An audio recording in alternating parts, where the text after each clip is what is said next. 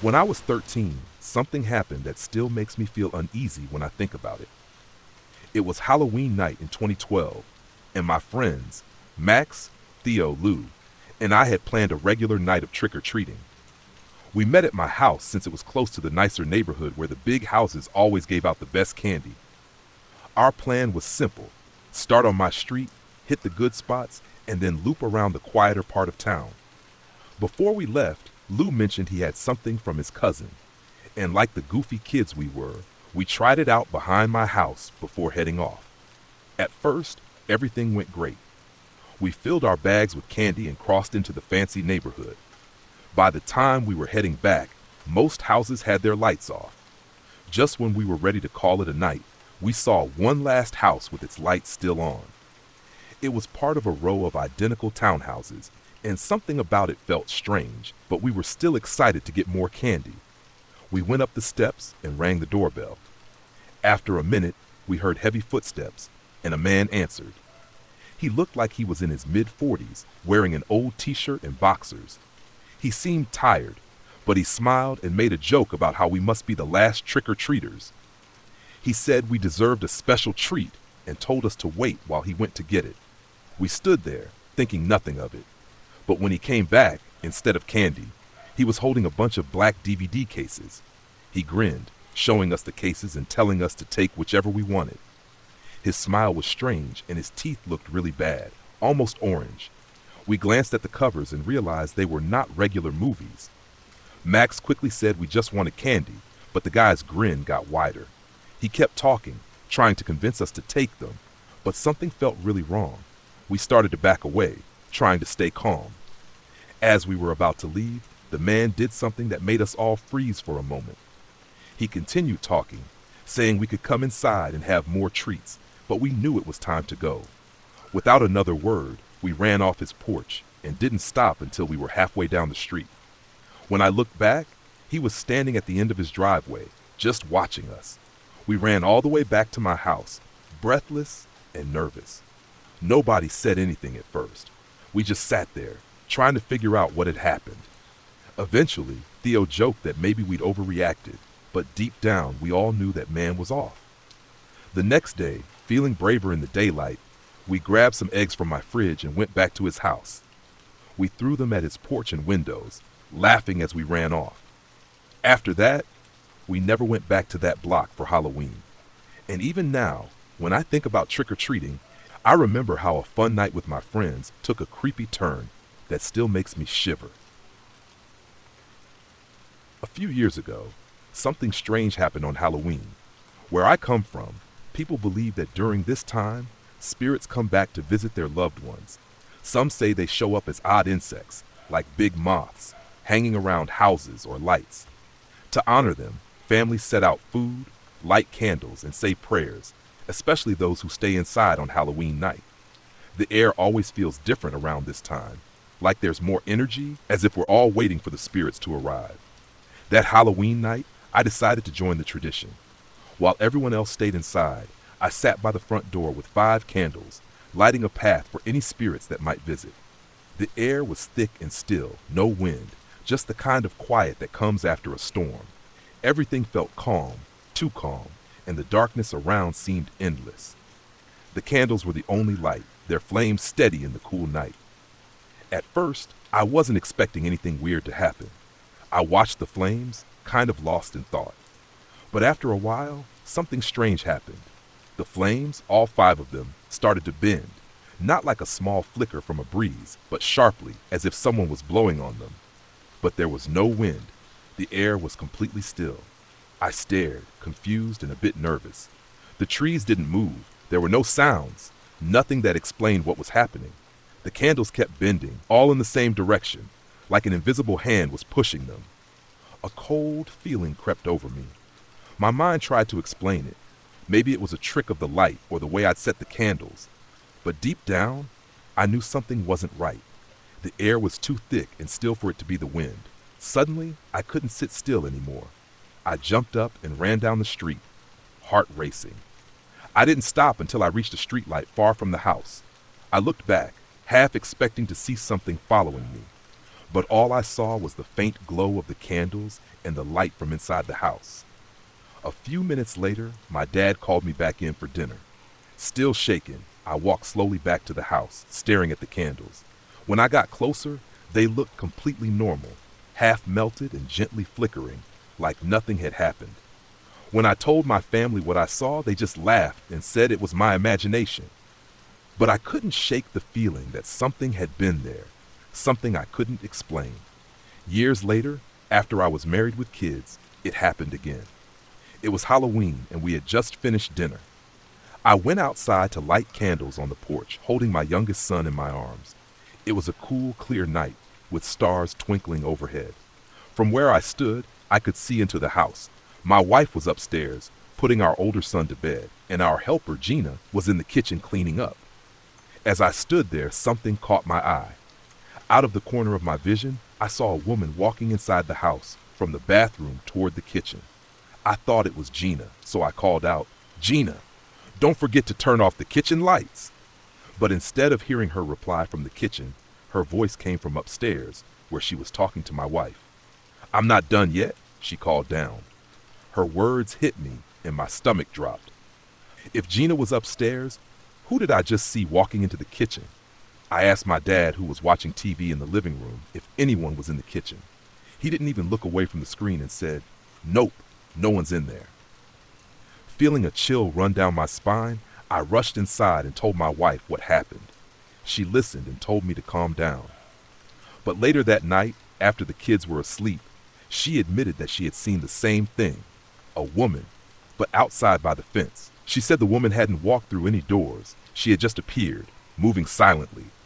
I don't know who or what we saw, but every Halloween, when I light candles outside, I can't help but feel like something is watching, waiting for its chance to visit again. It was Halloween night in 2013, and I was 14 years old. Like every year, I went trick-or-treating with my usual group of friends.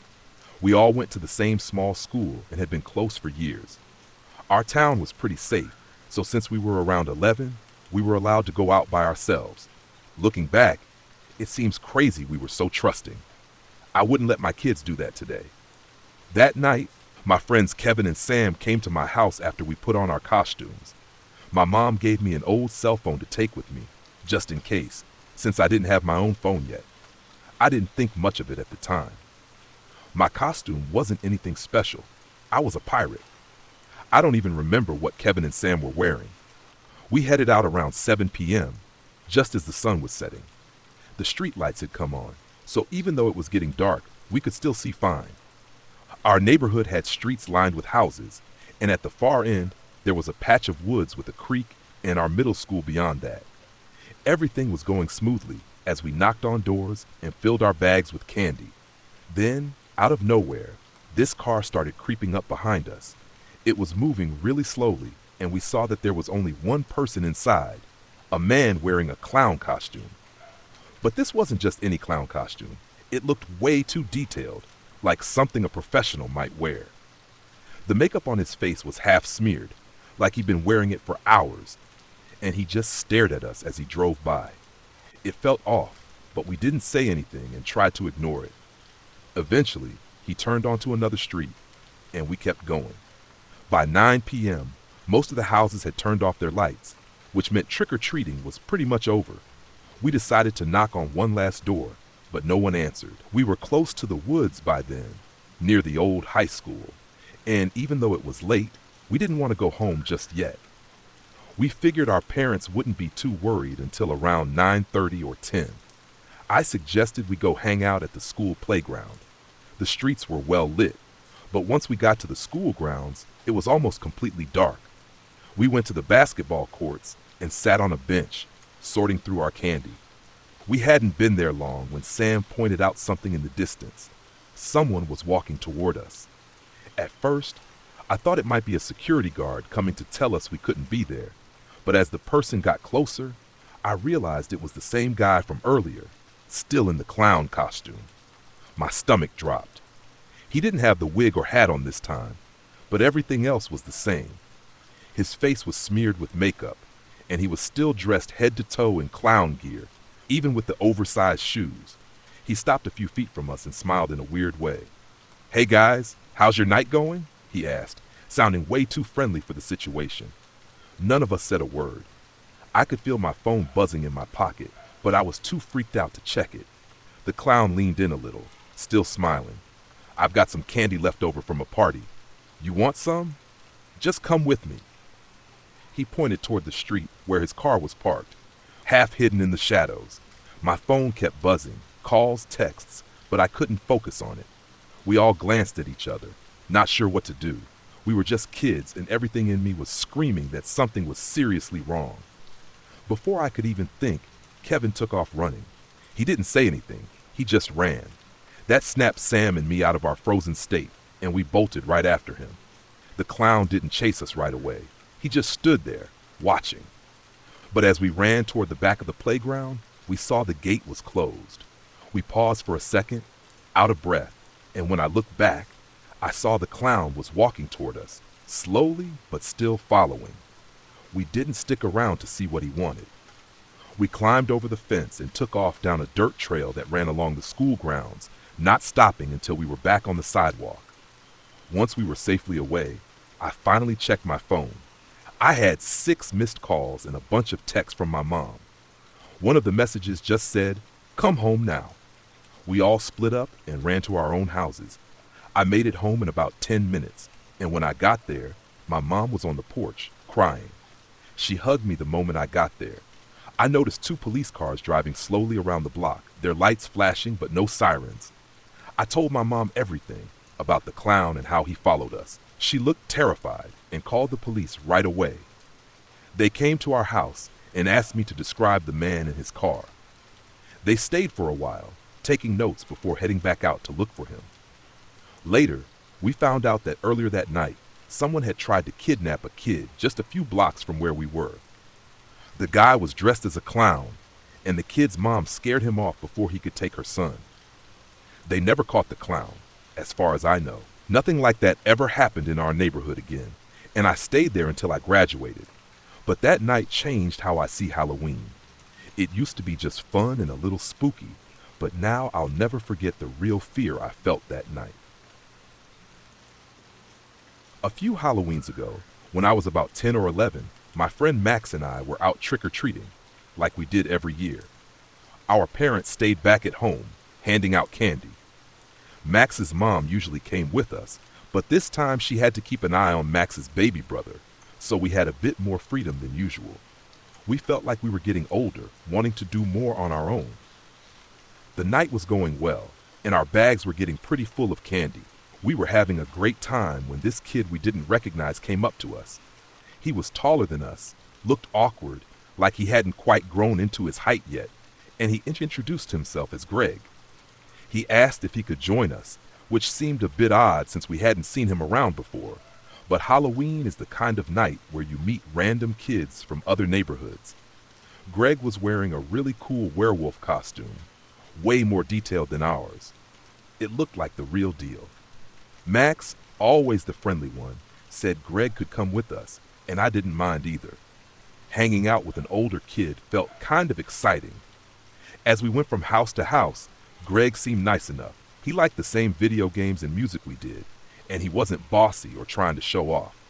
After about an hour, Greg said, "Hey, I know another neighborhood nearby where the houses are closer together. We'll get way more candy there." Max immediately got excited, asking how to get there. Greg smiled and said, "We can take my dad's car. He doesn't mind me using it." That's when things started feeling weird. I mean, Greg looked older than us, but not old enough to drive. Something about it just didn't feel right. But I didn't want to ruin the fun for Max, so I nodded, even though my gut told me otherwise. We followed Greg down a few blocks until we reached a car parked by the curb. It was a dark blue Honda with tinted windows, and the whole thing gave me a bad feeling. Greg clicked the key fob, unlocking the car, and then he pulled off his werewolf mask. That's when I froze. Greg wasn't a kid at all. He had to be at least 40 years old. His hair was gray and his face looked tired and worn, but his eyes were what really freaked me out. They looked cold, like he was watching us too closely. Without thinking, I turned and ran. I didn't say a word to Max. I just took off. My legs were on fire, but I kept running, not stopping until I was far from that car. Max caught up to me a little while later, out of breath and confused. "What happened?" he asked, sounding shaken. Greg started the car, and I knew something was wrong, so I ran. We didn't talk much as we headed home. We didn't tell our parents either. It just felt too strange and scary to explain. Even now, I wonder what that guy had in mind. Pretending to be a kid and tricking us like that was beyond creepy. Halloween is supposed to be fun, but that night was too real. A kind of fear that stays with you long after Halloween is over. I don't like talking about this, but my friend keeps telling me it might help to share what happened.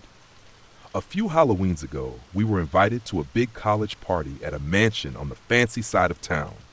The house was huge, with a big backyard and a pool. The party had a theme, so my friend dressed as a nurse, and I went as a belly dancer. There were a lot of people at the party, but the house was so big that it didn't feel too crowded. I'm not much of a drinker, but everyone kept telling me to relax and have fun, so I had some fruit punch. At one point, a group of people asked us to take pictures, so I set my cup down and joined in. We took pictures for what felt like a long time. After that, I went back to grab my drink and took a sip, not thinking much about it.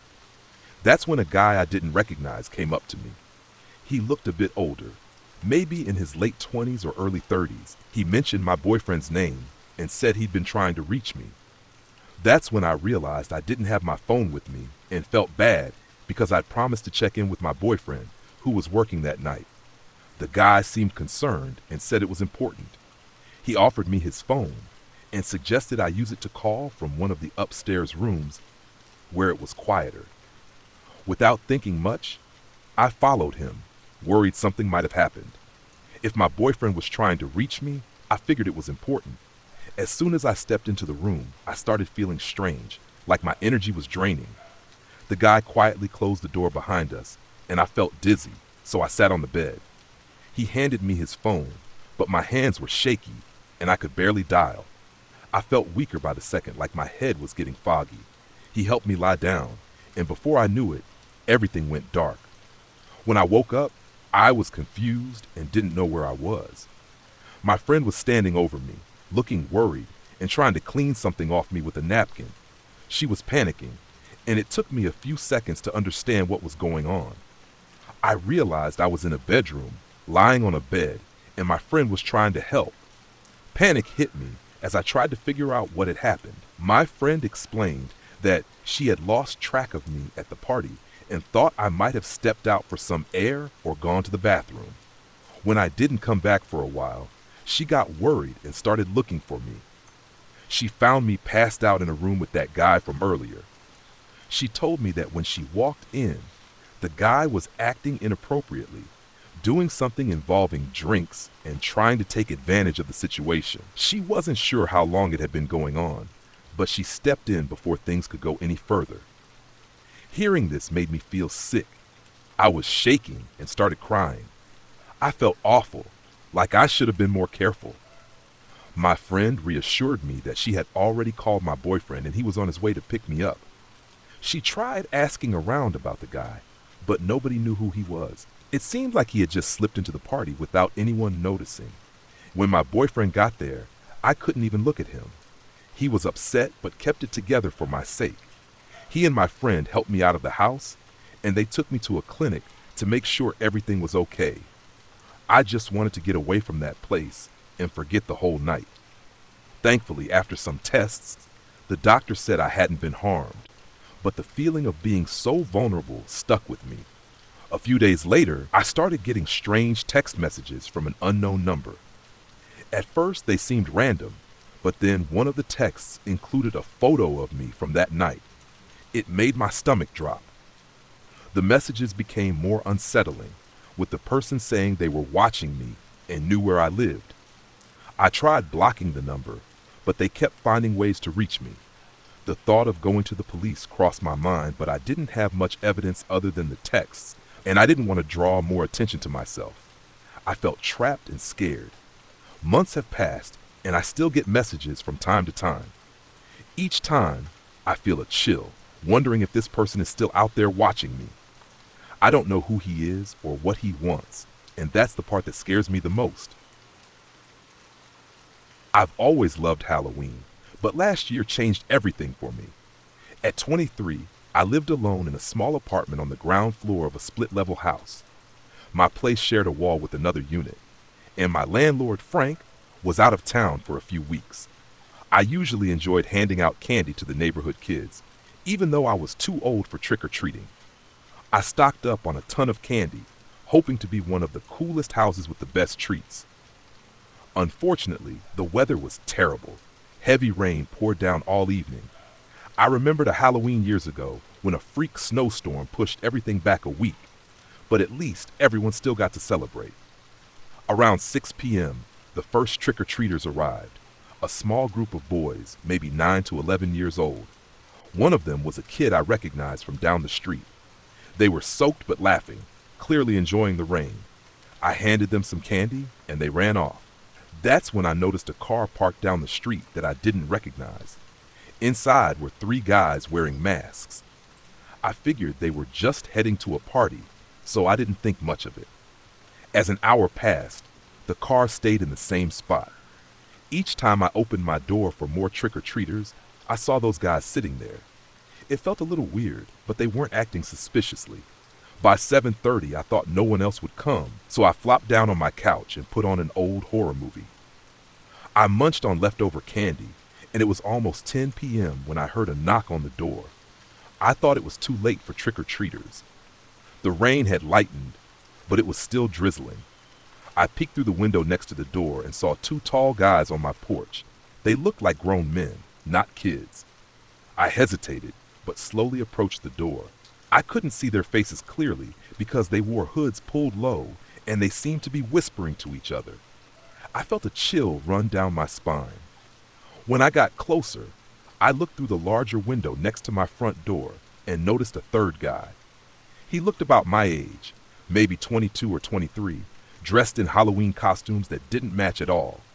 One guy was dressed as an elf or gnome, another in a superhero outfit, and the third wore a plain old mask, the kind you buy last minute at a dollar store.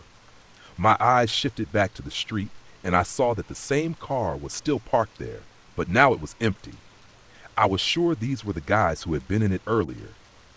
Trying to get a better look, one of them caught me staring.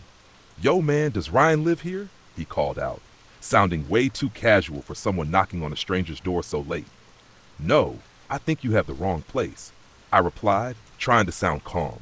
He nodded, said something to his friends, and they all walked off towards the car. It seemed innocent enough, but why had they been hanging around for hours? I felt uneasy. I shook off the weird vibes and returned to my movie. Eventually, I started another film just to calm my nerves. By midnight, I decided to call it a night. As I lay in bed around 12:30 a.m., I heard faint noises coming from my porch.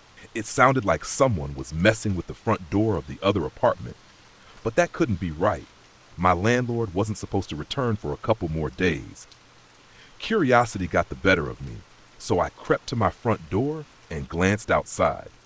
No one was on my porch, but the car was back in its old spot, with one guy sitting in the driver's seat. It was hard to make out his face, but I had a gut feeling it was one of the guys from earlier. That's when I heard movement next door. The walls between our units were thin enough that I could tell there were people walking around inside my landlord's place. At least 2, maybe more. My stomach dropped. There was no way anyone was supposed to be in there. It hit me hard. It had to be a break-in. My heart raced as I quietly dialed 911, whispering that someone was robbing my neighbor. I gave them the address and begged them to hurry. Every second felt like an hour. I could hear drawers opening and furniture shifting. Whoever was inside didn't seem rushed. A few minutes later, I heard a car pull up and the flashing red and blue lights spilled into my apartment. I felt a little relief, but my biggest fear was hearing a gunshot or something worse. I pressed my ear to the wall, listening to the muffled voices, then peeked out the window. I saw 2 figures being escorted out in handcuffs. I didn't need to see their faces to know who they were. The same 2 guys who had knocked on my door just hours before. I was almost certain they knocked to check if anyone was home. If I hadn't answered, I might have been the one getting robbed instead of my landlord. But they didn't count on me hearing everything through those thin walls. If I hadn't noticed or acted, they probably would have gotten away without a trace. I've always loved Halloween, but a night in late October 2005 changed that for me. I was 12 years old and just starting the 5th grade. In my town, middle school ended later than elementary school, so my friends and I knew we had to start trick-or-treating right after school if we wanted to collect a lot of candy. That year, Halloween fell on a Saturday, and we were excited. It was perfect because we could go to as many houses as we wanted without worrying about school the next day.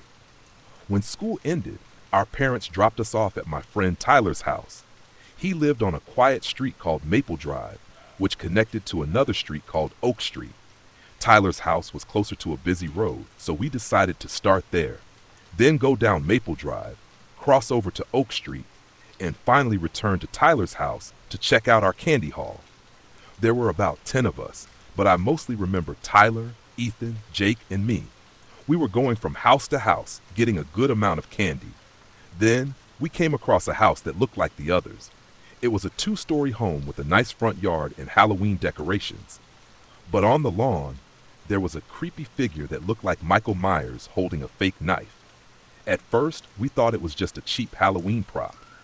After getting candy from the door, Jake, being his usual reckless self, thought it would be funny to kick the statue. To our shock, the figure jerked back and clutched its leg, like it was actually hurt. That's when we realized it wasn't a statue at all. It was a person standing still to scare us. Before we could react, the guy shouted, "I'm gonna gut you kids," in a low voice. You hear threats like that on Halloween all the time, right? Usually, it's just a scare tactic. We laughed it off and kept going because the night was still young and we had more houses to visit. Little did we know, the worst was yet to come. Around 8 p.m., it got darker and quieter.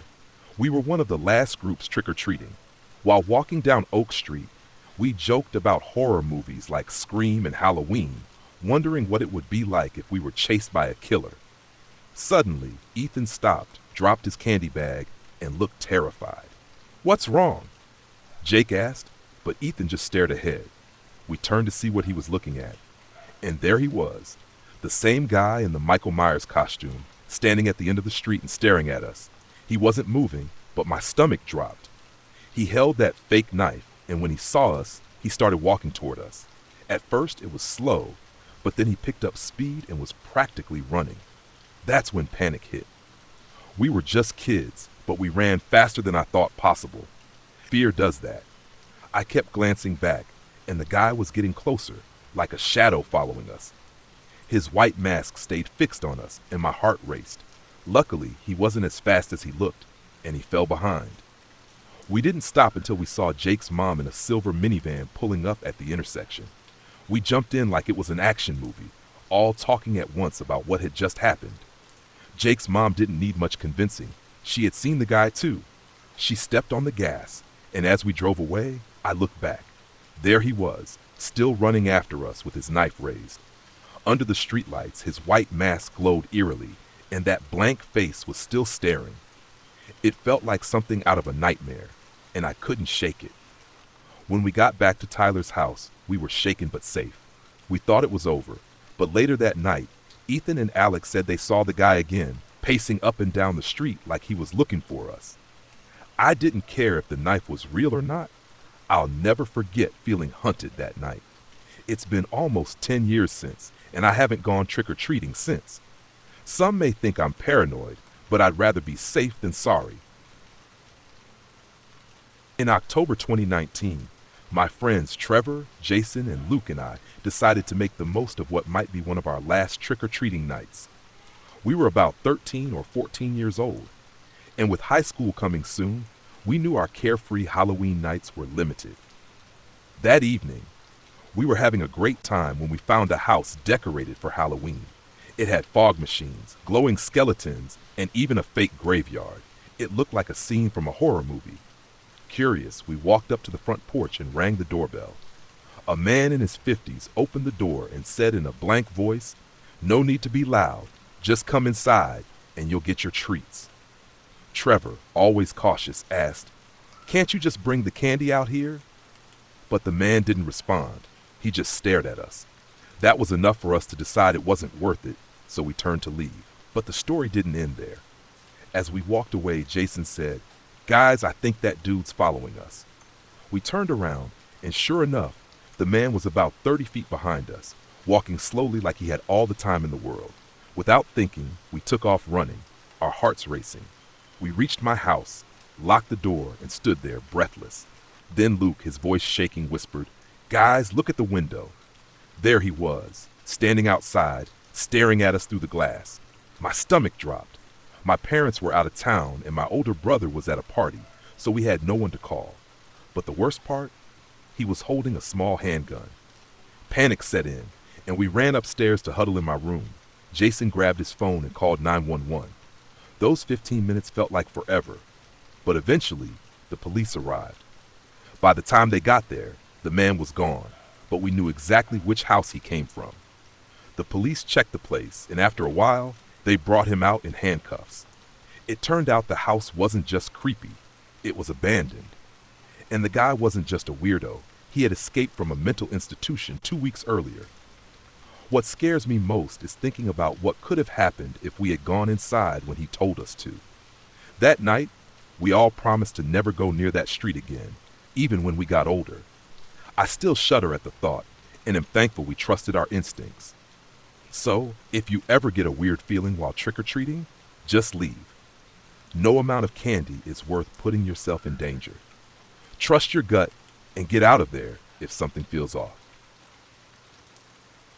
It was supposed to be an exciting Halloween night. My friends Jake, Sarah, Mark, and I were buzzing with excitement as we gathered at Jake's house, ready for some fun. We had heard about a hidden trail deep in the woods that was said to be haunted by the spirits of people who had gone too far and never returned. Intrigued by the mystery, we packed flashlights, snacks, and an old map we found online, thinking we were in for a good time. Little did we know, the night would turn into a horror show. As we stepped onto the trail, the air felt thick, smelling of damp leaves and decay. At first, everything seemed normal. We heard the crunch of leaves under our feet and distant owl hoots, which felt typical for a fall night. But soon, an uneasy silence fell, broken only by the wind. The moon hung low, casting long shadows that moved strangely among the trees. Sarah shivered. Something felt off. "Don't be a scaredy cat," Jake joked, trying to lighten the mood. But even he couldn't shake the feeling that someone was watching us.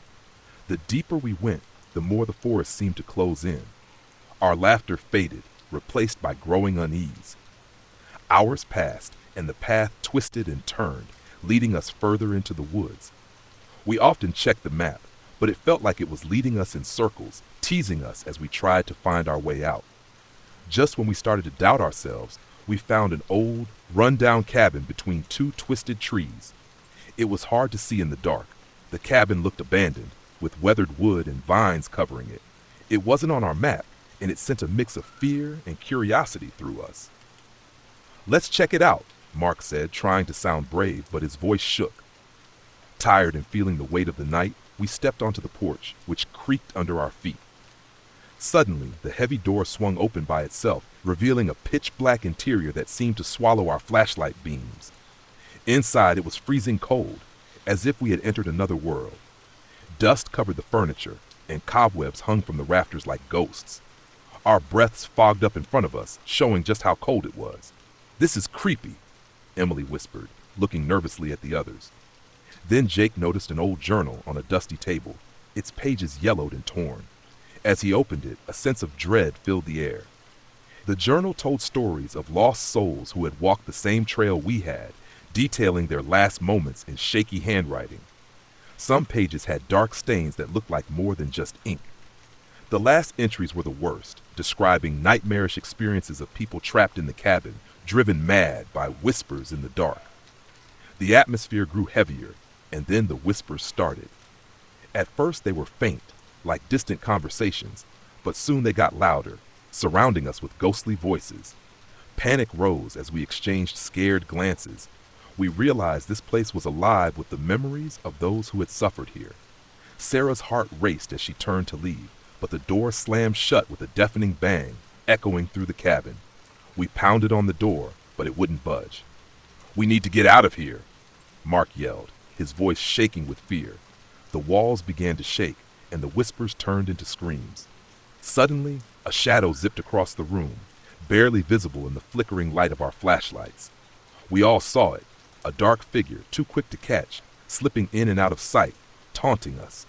The whispers changed into horrifying shrieks, a chorus of despair that gnawed at our minds. "What do you want?" Jake shouted, but the screams only got louder. The cabin shook like it was alive, feeding off our fear. We rushed to the windows, but what we saw outside was twisted and unfamiliar. The trees looked menacing, their branches like skeletal fingers reaching for the night sky. The moon was gone, leaving us in thick darkness, lit only by our flickering flashlights. "No! No! We can't stay here!" Emily cried, backing away from the windows. Just then, a chill ran through the air, and the figure appeared again, closer this time, its face hidden but radiating rage and sorrow. With no other choice, we decided to confront it. "We didn't mean to disturb you," Sarah begged, her voice barely a whisper. The room fell silent, and for a moment we hoped it would listen. But then the whispers returned, louder and more frantic, drowning us out. The walls pulsed with energy, shaking violently as the presence grew stronger.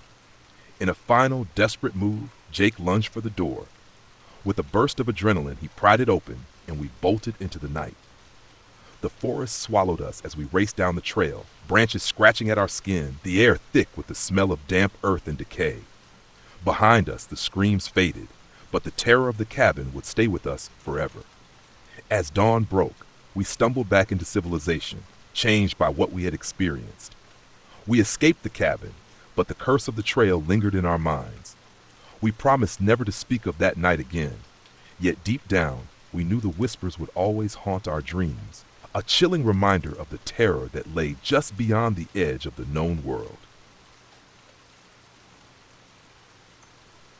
I've always been a night owl, so when I got a job as a night security guard at the old cemetery on the edge of town, I thought it would be perfect. It seemed like an easy gig. I'd walk around the quiet grounds, make sure nothing disturbed the resting souls, and enjoy the peace of the night. But I quickly learned that this cemetery was anything but peaceful. On my first night, I arrived just as the sun was setting, painting the sky in beautiful colors. I parked my car by the old wrought iron gate and looked around. The cemetery was huge, with broken statues and tall weeds everywhere. A thick fog started rolling in, wrapping around the gravestones like a ghostly blanket. I settled into my small security booth and turned on the monitor to check the camera feeds. Everything seemed normal until midnight struck. Suddenly, a chill filled the air, making me uneasy. I felt it deep inside, like a warning. The silence was loud, and for the first time, I noticed how the shadows danced in the moonlight, twisting into strange shapes. As I walked around, my flashlight cut through the fog, lighting up the names on the headstones. Most of them were unfamiliar, but one stood out. Margaret Holloway died in 1873. I shivered, remembering childhood stories about the woman who supposedly haunted the cemetery, searching for her lost love. I had always thought those stories were just made up, but now they felt all too real. While walking past the older section, I heard a soft whisper, like a breeze brushing my ear. I turned quickly, heart racing, but saw only the trees swaying. I tried to convince myself it was just my imagination. But as I continued my rounds, the whispers grew louder, wrapping around me like a sad song. Feeling uneasy, I decided to take a break and return to the security booth. As I sat there, I glanced at the monitors and noticed something on one of the feeds, a figure moving at the far end of the cemetery. My heart raced. It looked like a woman in white, her long hair flowing like a ghostly veil. I blinked and rubbed my eyes, thinking I was imagining things. I grabbed my flashlight and headed toward where I'd seen the figure. With each step, the air grew colder, and the whispers got louder, echoing in my mind. But when I arrived, the area was empty, just graves and shadows. Confused but determined, I kept looking. Then I stumbled upon a freshly dug grave. My stomach dropped. Why was there a new grave in a cemetery that had been closed for years? The whispers around me became a loud clamor, demanding my attention. Suddenly, my flashlight flickered, plunging me into darkness. Panic surged as I fumbled for new batteries, the whispers turning into cries of anguish. When the light returned, I gasped. Standing in front of me was the ghostly figure I had seen earlier, now fully visible, her eyes filled with sadness. "Help me," she pleaded. "I'm trapped. You must find him." I froze, fear gripping me. "Who are you? What do you want?" I managed to ask. The ghost pointed to the new grave. Cautiously, I approached. Looking closer, I spotted a locket half buried in the dirt, its chain glinting in the moonlight.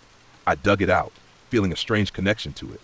When I opened it, I found a faded photo of a young couple, Margaret and her long-lost love. It hit me. The ghost was Margaret, stuck in the cemetery, waiting for someone to help her find her beloved. My heart ached for her. With newfound courage, I promised, "I'll help you find him." Suddenly, the ground shook beneath me, and the whispers turned into a deafening roar. I knew I had to act quickly. I raced back to the security booth and frantically searched through old records, hoping to find the name of Margaret's lost love. Hours passed, but I finally found it. William Sinclair, buried in a nearby cemetery. Without wasting another second, I drove to the other graveyard. The air felt lighter, but still carried a sense of sadness. I found William's grave, marked by an old headstone. Kneeling before it, I clutched the locket tightly and whispered a prayer, hoping to guide Margaret's spirit home. As if answering my prayer, the wind picked up, swirling around me. I felt warmth surround me, a gentle presence. Then I saw Margaret's faint outline next to William's grave, her face serene. The whispers faded, replaced by a soft sigh of relief. In that moment, I knew I had kept my promise. When I returned to the cemetery where it all began, a deep sense of peace washed over me. The heavy atmosphere had lifted, replaced by calm stillness. I finished my shift with a newfound appreciation for the stories that linger in the dark, realizing that sometimes the past needs to be remembered and set free. As dawn broke, I left the cemetery behind, forever changed by what had happened. My night shift had taught me that love endures, even in death, and that some souls just need a helping hand to find their way home. When my family and I moved into the old Victorian house at the end of Elm Street, I felt a mix of excitement and worry. The house had high ceilings, wooden floors, and a garden that needed a lot of work. But there were strange rumors about the neighborhood, stories of disappearances and ghosts that made me feel uneasy. Still, I wanted to make this house our home. On our first evening, I explored the creaky halls, admiring the old wallpaper and the dust dancing in the fading light. It was peaceful, maybe too quiet. As I walked around, I noticed our new neighbors, the Hendersons, watching me from behind their curtains. It felt like they were studying my every move. At first, I shrugged it off, thinking they were just curious about the new people in town. But as the days went by, I started to feel paranoid. The Hendersons were always around, watching, waiting. No matter the time of day, I could feel their eyes on me, and it unnerved me. One night, I decided I had to face my fears. I walked over to their house, which seemed to hold its breath in the dark. When I knocked on the door, Mrs. Henderson opened it with a wide smile that didn't match her creepy gaze. "Welcome, dear. We've been waiting for you," she said, her voice cheerfully unnerving. Even though every part of me wanted to run away, I stepped inside. The inside of their house was dimly lit, and the air smelled sweet, but also kind of rotten. My heart raced as I saw family portraits on the walls. Most of them were dated years ago, but the people in them looked the same. It felt like time had stopped. "Would you like to see our garden?" Mr. Henderson asked, his eyes sparkling too much. I felt trapped but polite, so I nodded. They led me to the backyard, which had beautiful flowers in perfect rows. But as I looked closer, I noticed the soil around the plants was dark and rich, almost like it was alive with something. The Hendersons stood next to me, watching my reaction. "I see you're quite the gardener," I said, trying to be nice even though I felt scared. "These flowers are beautiful." "Thank you, dear. They thrive on love and care," Mrs. Henderson said sweetly. "And sometimes we help them along." She pointed to a patch of flowers that bloomed more than the rest, sending chills down my spine. I suddenly wanted to leave. "I should get back home," I said, forcing a smile. As I turned to leave, I heard the Hendersons whispering. I caught the phrase "next one," and fear shot through me. I rushed back into my house and locked the door behind me, my heart racing. In the following days, my fear grew. I saw the Hendersons outside at all hours, working in their garden like they were obsessed. Even my family noticed odd things, like strange noises coming from the Hendersons' backyard at night, sounds of digging and quiet murmurs that sent shivers down my back. One evening, I decided to find out what was going on. Under the cover of darkness, I sneaked into my backyard and crept closer to the Hendersons' fence. I could hear their voices clearly now, rising and falling in a creepy chant that made my skin crawl. Looking through a gap in the fence, I saw them standing around a big hole in the ground, lit by flickering candles. They were holding hands, their faces lit up with an unnatural glow, looking like they were in a trance. In the middle of the hole was a small box covered in strange designs. As I listened, I realized they were calling out names of people who had gone missing in the neighborhood. Panic surged through me. I knew I had to get away. I turned to run back to my house, but I heard the Hendersons' footsteps behind me. They were coming for me. My hands shook as I fumbled with my keys, trying to unlock the door. Just as I got inside, I slammed the door shut and bolted it, my heart racing as I heard their voices growing louder outside. Desperate, I grabbed my phone and called the police, my voice shaking as I reported the strange things happening with my neighbors. While I waited for help, I peered through the window. The Hendersons stood outside, their faces blank, staring right at me. When the police arrived, lights flashing and sirens blaring, I rushed outside, relieved. But when they confronted the Hendersons, they had disappeared. Their backyard was empty, and the hole was filled in like nothing had happened. Confused, I tried to explain everything, but the officers brushed me off. "It's just an old neighborhood with lots of stories," one officer said. "You'll get used to it." But I knew better. That night I packed up our things, ready to leave the haunted house behind. As we drove away, I took one last look back, my heart heavy with what I knew lingered inside those walls. Years later, the Hendersons' house still stood empty, and rumors about it continued. I never looked back, knowing some houses were better left unoccupied. I carried the memory of those terrifying nights and the whispers that would haunt me forever, reminding me that some neighbors are best avoided. When I was a little girl, my curiosity led me to explore the attic of my grandparents' old farmhouse. The house smelled like aged wood and was filled with dusty antiques. One afternoon, while looking through boxes, I found a delicate porcelain doll. It had lifelike features and wore a blue dress that was tattered but still pretty. The doll's eyes seemed to follow me, and I became fascinated by it. Even though my grandmother warned me not to touch it, I took the doll downstairs. My grandmother turned pale when she saw it. "You shouldn't have touched that," she whispered, her voice shaky. "It belonged to your great-aunt Margaret, and she was different." I didn't take her warning seriously. I thought they were just silly superstitions. That night, as I lay in bed, I heard the house creaking. But there was also a soft whispering that gave me chills. I sat up and looked around my dim room, spotting the doll on the shelf. Its eyes sparkled in the moonlight, and I felt a strange connection to it.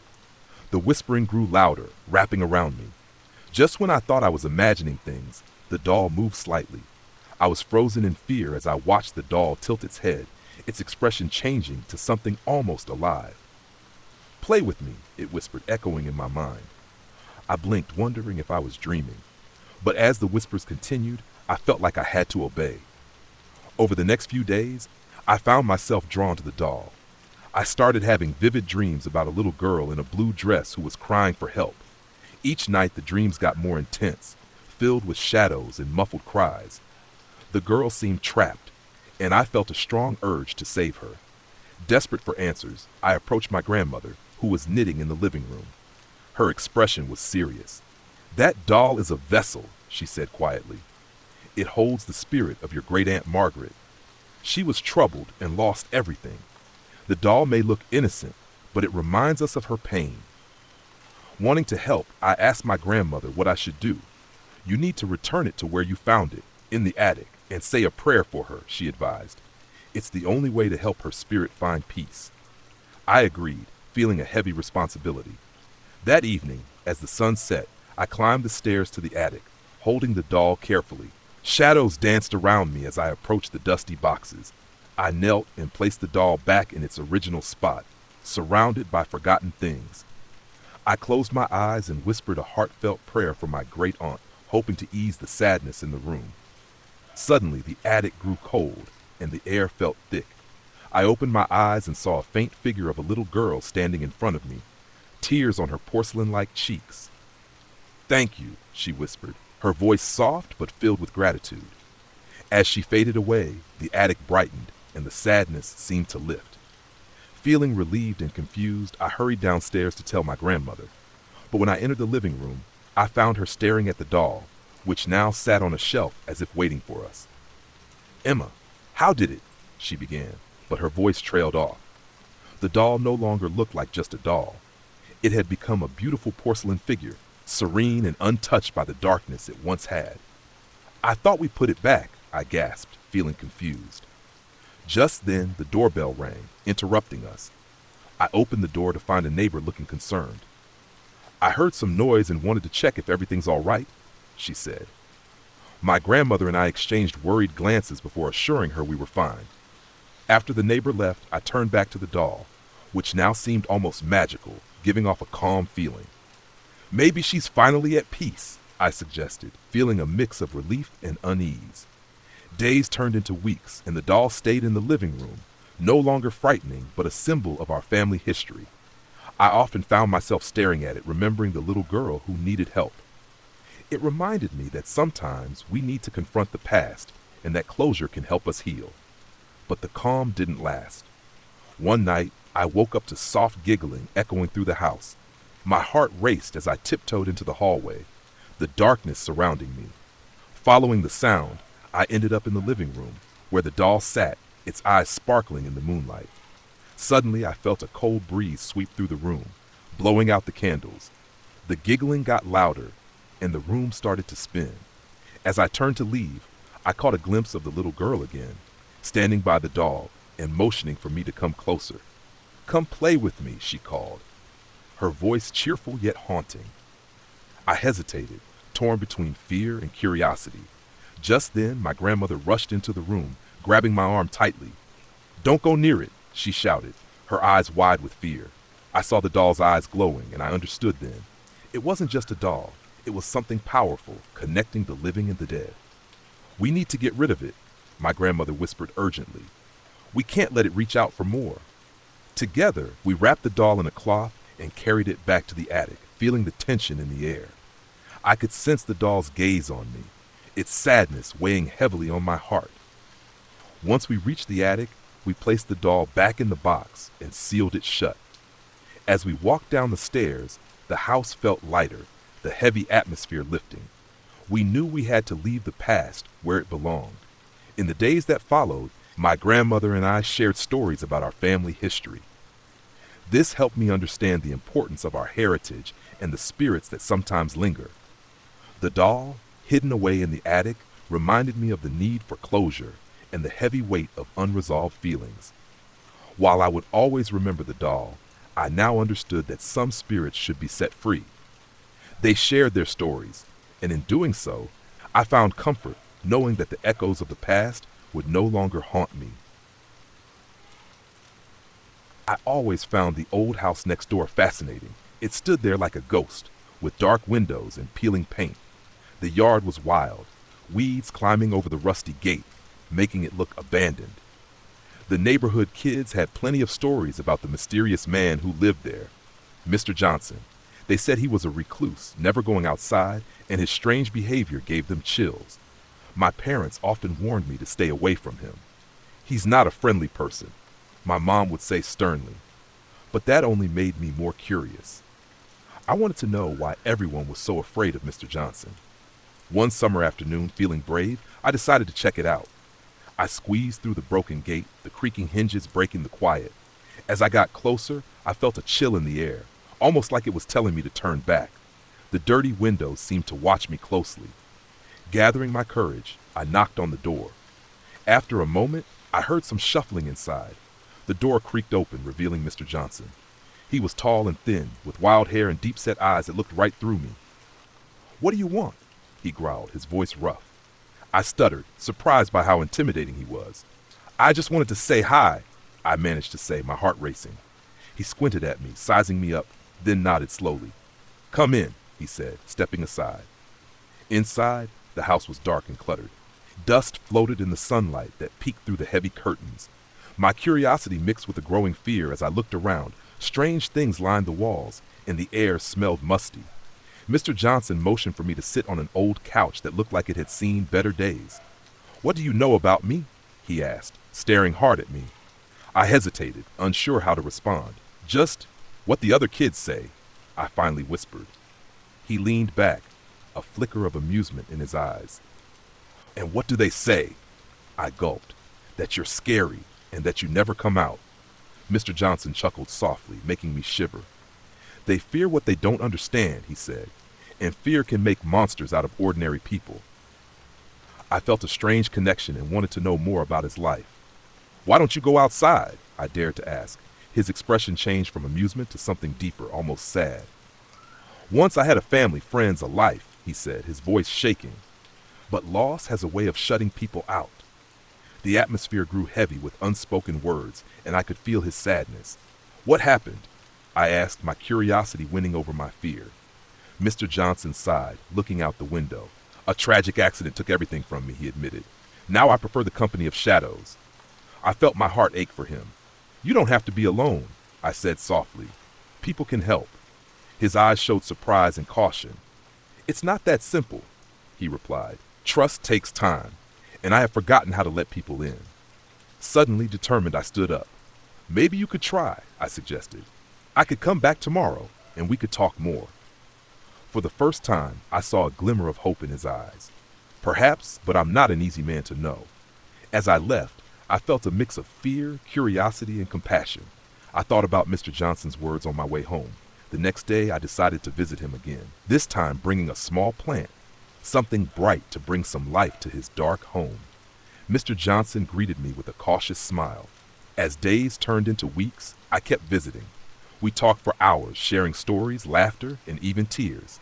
He opened up about his past, revealing his talent for painting, a passion he had put aside after his tragedy. One rainy afternoon, I suggested we create art together.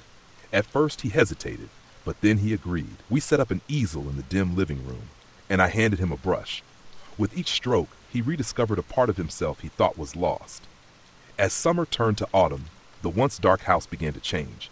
Flowers bloomed in the yard, and laughter filled the air. The neighborhood kids, curious about the changes, no longer feared Mr. Johnson. They saw a kind soul who had just been misunderstood. I had helped him break free from his past. In return, he became a mentor to me, sharing his art and wisdom. We formed a bond that crossed ages and experiences, showing that a little kindness could bring light to the darkest places. But the shadows of the past never fully went away. One stormy night with thunder rumbling outside, Mr. Johnson talked about ghosts, memories that haunted him, whispers of regret and loss. I listened, knowing that healing isn't a straight path. There would be ups and downs, joy and sorrow. On Halloween night, I had a great idea. "Let's host a party," I said, excitement bubbling inside me. Mr. Johnson looked unsure. "What if no one comes?" he asked, fear in his voice. I smiled. "They will come. They're curious about you now. You've changed." With my encouragement, he decorated his house with cobwebs and pumpkins. When the night came, kids from the neighborhood arrived in costumes, giggling and shouting greetings. I stood beside Mr. Johnson, my heart full of pride. As the night went on, laughter filled the air, and for the first time in years, he felt alive. He shared ghost stories and even showed the kids some painting techniques. The old man had transformed from a lonely figure into a cherished part of the community. As the party ended, I looked up at him, my eyes shining with happiness. "You did it," I said, beaming. "You let people in." He chuckled, his heart full. It seems I underestimated the power of connection. In that moment, we both realized that sometimes the scariest thing isn't the unknown, but opening up and allowing others into your life. On Maple Street, there was a house everyone called the haunted house. It was old and falling apart, with broken windows that looked like empty eyes. Kids dared each other to go near it, but no one was brave enough to enter. People said they heard whispers on windy nights, and the lights inside flickered like something spooky was there. One cool autumn evening, my friends Jake, Mia, and I decided we needed to find out the truth. Halloween was coming, and what better way to face our fears? We took flashlights and a portable speaker to play scary sounds and headed to the haunted house. When we got to the front door, it creaked open like it wanted us to come in. Jake, being the bravest, pushed the door wider and stepped inside. The air was thick with dust, and it smelled musty like an old memory. Cobwebs hung from the ceiling, and every step we took echoed in the silence. "Do you think anyone actually lives here?" Mia whispered, her voice shaky. "Or is it just a ghost story?" I shined my flashlight around and saw faded photos of families that used to live there. "It looks like it's been empty for years," I said. Just then, I felt a chill and I could see my breath in the cold air.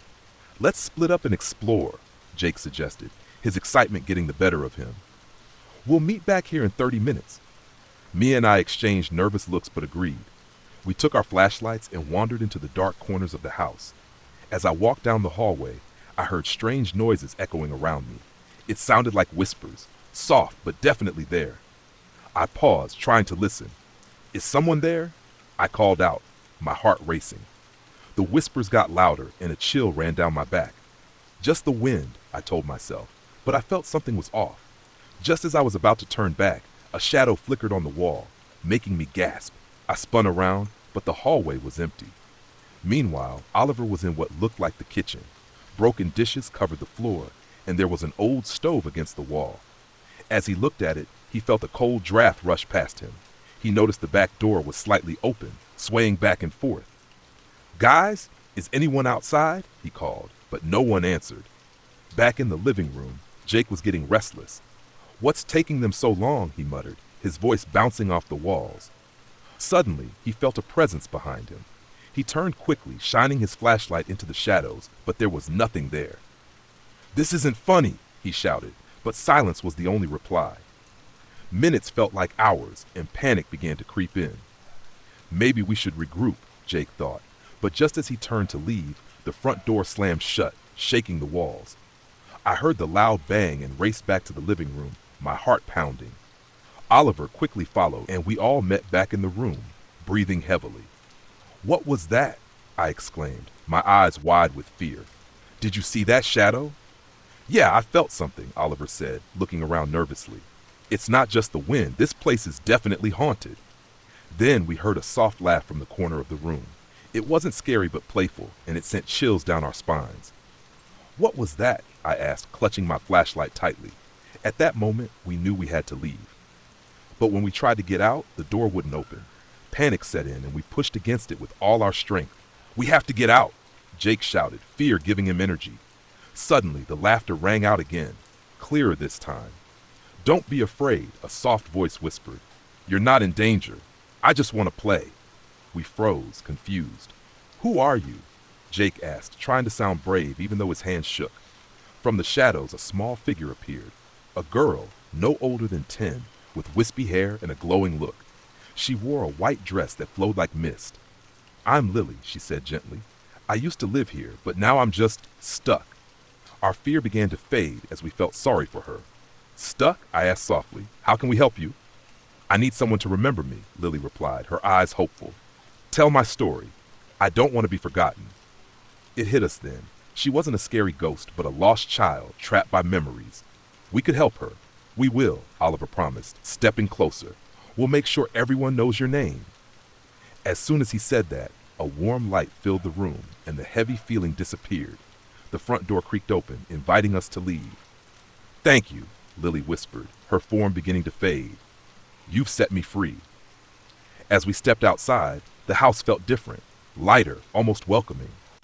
We turned back to see Lily waving goodbye before disappearing completely.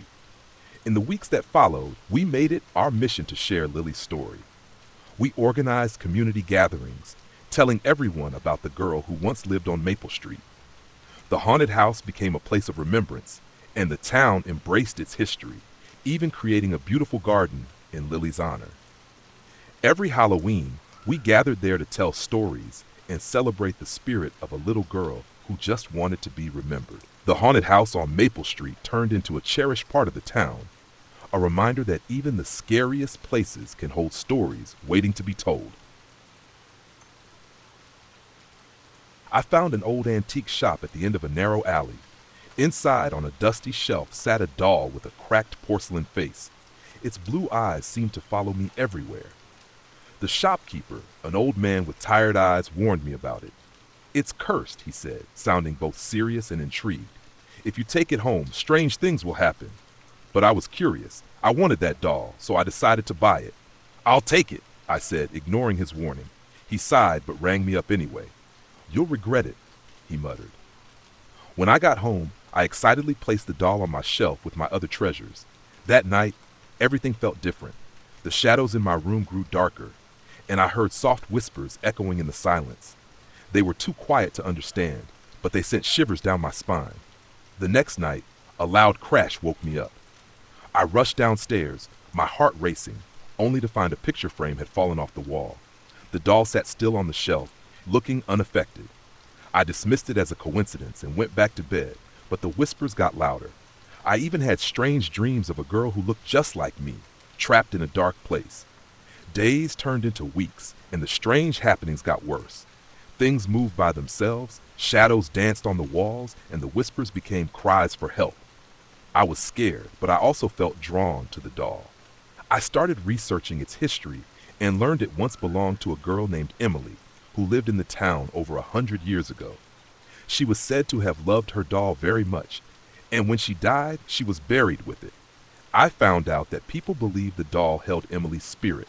They thought it was cursed, carrying her restless soul. The more I learned, the more I felt connected to her. One night, I decided to confront the whispers. "What do you want?" I called into the dark, holding the doll tightly. To my surprise, a soft voice replied, "I just want to play." Suddenly, I felt that Emily was lonely, trapped, and longing for a friend. I felt sad for her. "You can stay with me," I whispered, tears in my eyes. "I'll keep you company." From then on, Emily and I were inseparable. The whispers stopped, replaced by a sense of calm. I would talk to the doll for hours, and I felt a special bond forming. But as time passed, I noticed I was acting differently. I became more childlike, forgetting my responsibilities and getting lost in make-believe. My friends and family began to worry. They noticed how I seemed different, like I was in a dream. My parents tried to intervene, but I insisted everything was fine. "Emily is my friend," I would say, holding the doll close. At a Halloween party one evening, I introduced Emily to my friends. We laughed and played games, but I was the only one who could see Emily's spirit dancing around us. As the night went on, my friends felt uneasy. They sensed a chill in the air and saw shadows flickering at the edges of their vision. When one friend joked about the doll being haunted, I snapped. "You don't understand. She's not a ghost. She's my best friend." Suddenly, a gust of wind blew through the room, blowing out the candles and sending everyone into a panic. My friends rushed out, leaving me alone with the doll. The room went silent, and I felt a heavy weight settle on me. It was then I realized the price of our bond. Emily wasn't just a friend, she was taking over my life. Desperate to break free, I confronted the doll. "I love you, Emily, but I can't lose myself for you," I cried. The doll's eyes seemed to darken, and the whispers returned, filled with sadness. "Please don't leave me," it pleaded. In that moment, I knew what I had to do. I took Emily back to the antique shop, my heart heavy but determined. The old shopkeeper was surprised to see me again. "I told you," he said with a mix of pity and understanding. "The bond is strong, but you have to be careful. She needs to be freed." Together, we performed a ritual to release Emily's spirit. I felt a rush of emotions, sadness for the friend I was letting go, but also relief.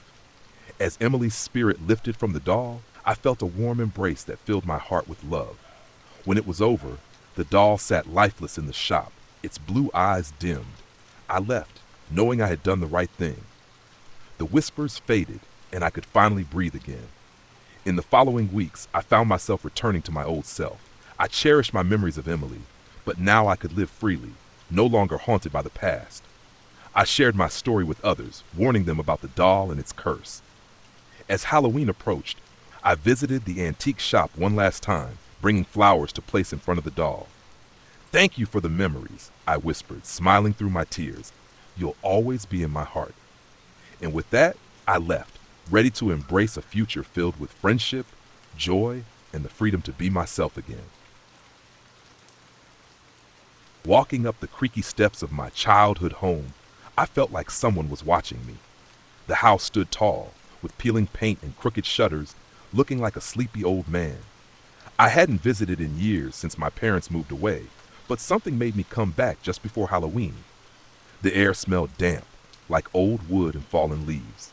Each step felt heavier as I pushed open the door. It groaned loudly, revealing a dark foyer that seemed frozen in time. Dust danced in the fading sunlight, making everything feel unreal. My heart raced as I remembered my parents' stories about the house, whispers in the night and shadows that moved on their own.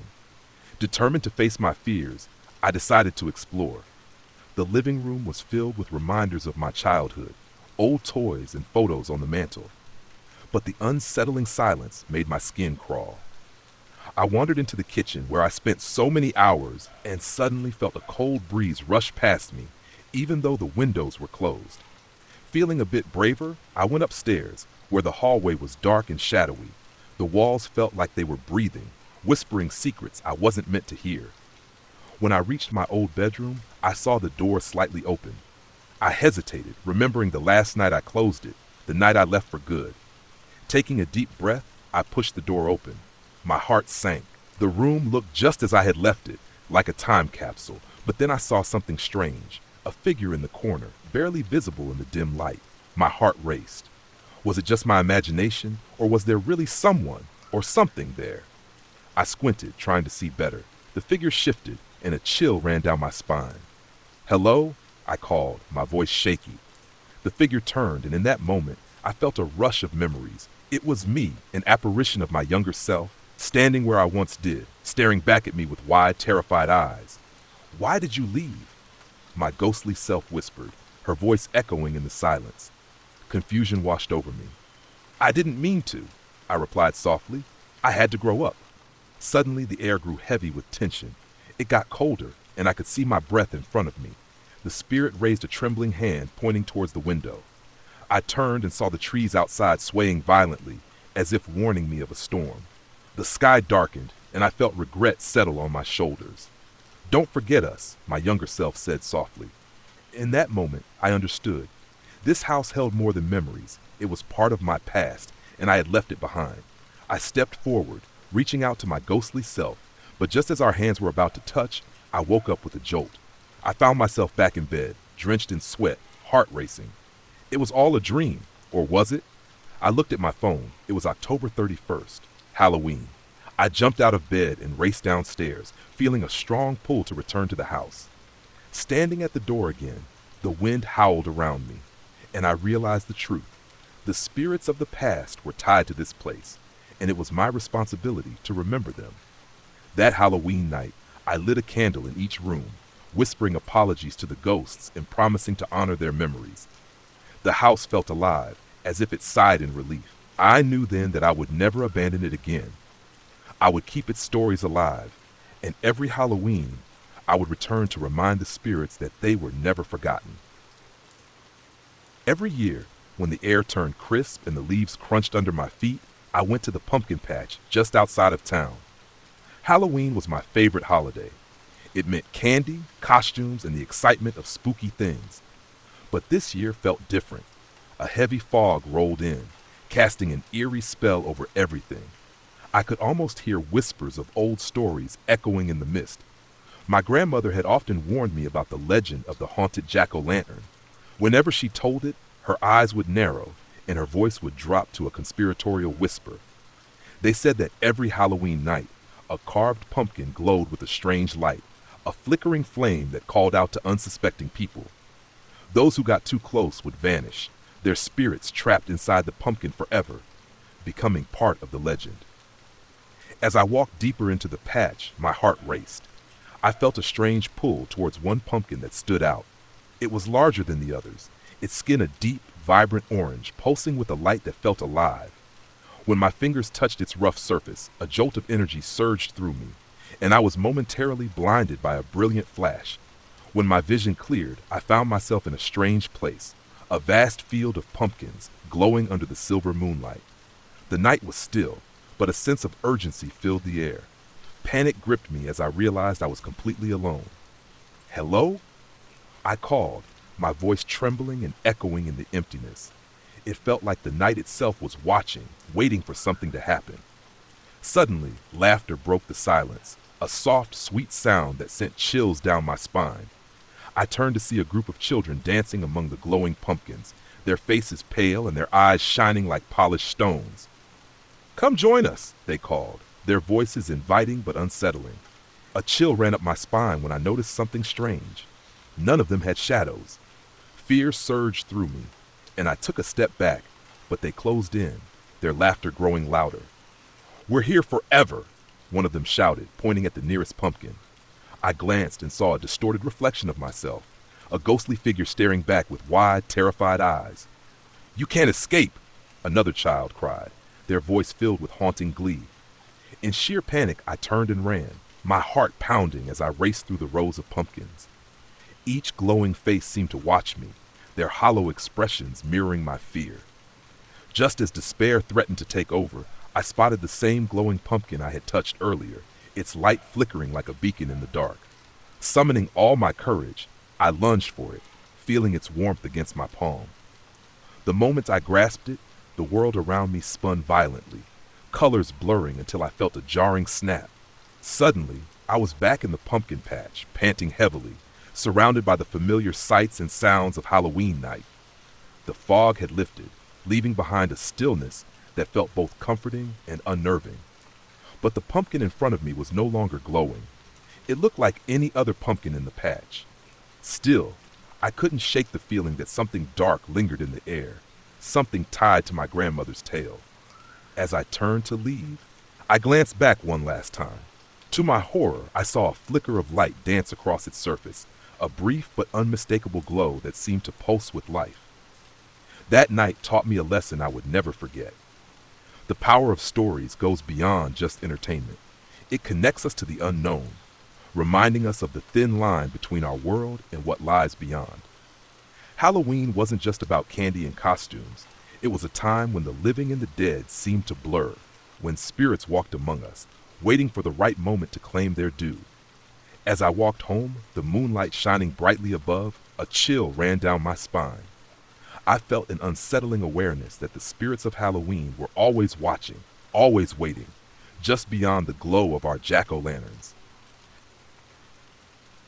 I used to live near a really creepy old lady. I always felt like someone else was there with her, but I never saw anyone around. Back then I was in 5th grade and walked home from school every day, passing her strange house. One day, after a long day at school, I trudged home, my head filled with thoughts of math and lunchroom drama. As I walked by the old lady's house, I glanced at her overgrown yard, surrounded by a rusty fence that looked like it wouldn't keep anything out. I often wondered why it was even there, but it made the place feel even creepier. To my surprise, I saw a man in his 30s or 40s wandering around the yard, fixing some odd decorations scattered across the grass. I noticed tacky plastic flamingos and other strange things. But what caught my eye was the one thing that always sent a chill down my spine. A scary gargoyle sitting on the porch. That gargoyle had been there since I moved in, and I hated it. I even looked it up online and found a similar one for sale on Wayfair. I was convinced it was cursed. I didn't know much about gargoyles, but I just felt that this one was evil. The gargoyle was terrifying. Its dark stone body was almost black, and its piercing eyes seemed to follow you wherever you went. It had tiny wings that looked silly, little horns on its head, and sharp claws for feet. The fact that it didn't have arms made it even creepier. It looked like one of those cheap Halloween decorations, but it gave off an awful feeling. As Halloween got closer, I almost forgot about the man and the gargoyle. Then one late night, I couldn't sleep, so I took some medicine to help me drift off. While I waited for it to kick in, I mindlessly scrolled through YouTube videos, and the clock ticked toward midnight. Suddenly, I heard something hard hit my window. At first, I thought it was just a branch or something harmless. But then it happened again. A rock hit the glass. This time, my curiosity pulled me out of bed. I crept over to the window and peered through the blinds. What I saw made my blood run cold. That cursed gargoyle was on my lawn, staring right at me with those unblinking eyes. I froze in fear and couldn't even scream. I had always thought of myself as brave. Scary movies and ghost stories didn't bother me, but this felt too real. In a flash, the gargoyle crawled closer to the window, and I stumbled back, convinced I was stuck in a nightmare. My heart raced as I imagined it crashing through the glass, using its sharp legs to attack me. I fell back onto my bed, staring at the blinds, waiting for a loud crash. But as I lay there in silence, nothing happened. Time seemed to stretch on as I waited, my mind racing. Hours passed, and eventually, I fell asleep with my eyes fixed on the window, my heart still pounding. When the morning sun came through my room, I jumped out of bed and rushed to the window, hoping last night's horror was just a dream. Peeking through the blinds, I gasped. The gargoyle was back in the old lady's yard, exactly where it always was, as if nothing had happened. It felt surreal, like I had dreamed the whole thing, but the memory stuck with me, vivid and haunting. Even now, every time I walk past that statue on my way home, I wonder, was it all in my imagination, or did that ugly creature really come to life? I always keep an eye on it, waiting for the moment it might look back at me, confirming my worst fear. I might not be alone with that creepy statue. I've had my fair share of strange experiences, but one stands out as the most disturbing. It happened on Halloween night in 2004, after a tough year. I had just ended a long and abusive marriage, and the emotional scars were still fresh. I was trying to adjust to life as a single parent and rediscover myself. One day, I got an invitation to a Halloween party from a good friend across town. I thought it would be a fun escape, so I called my best friend Jane to join me. I was excited when she agreed, and we jumped right into planning our costumes.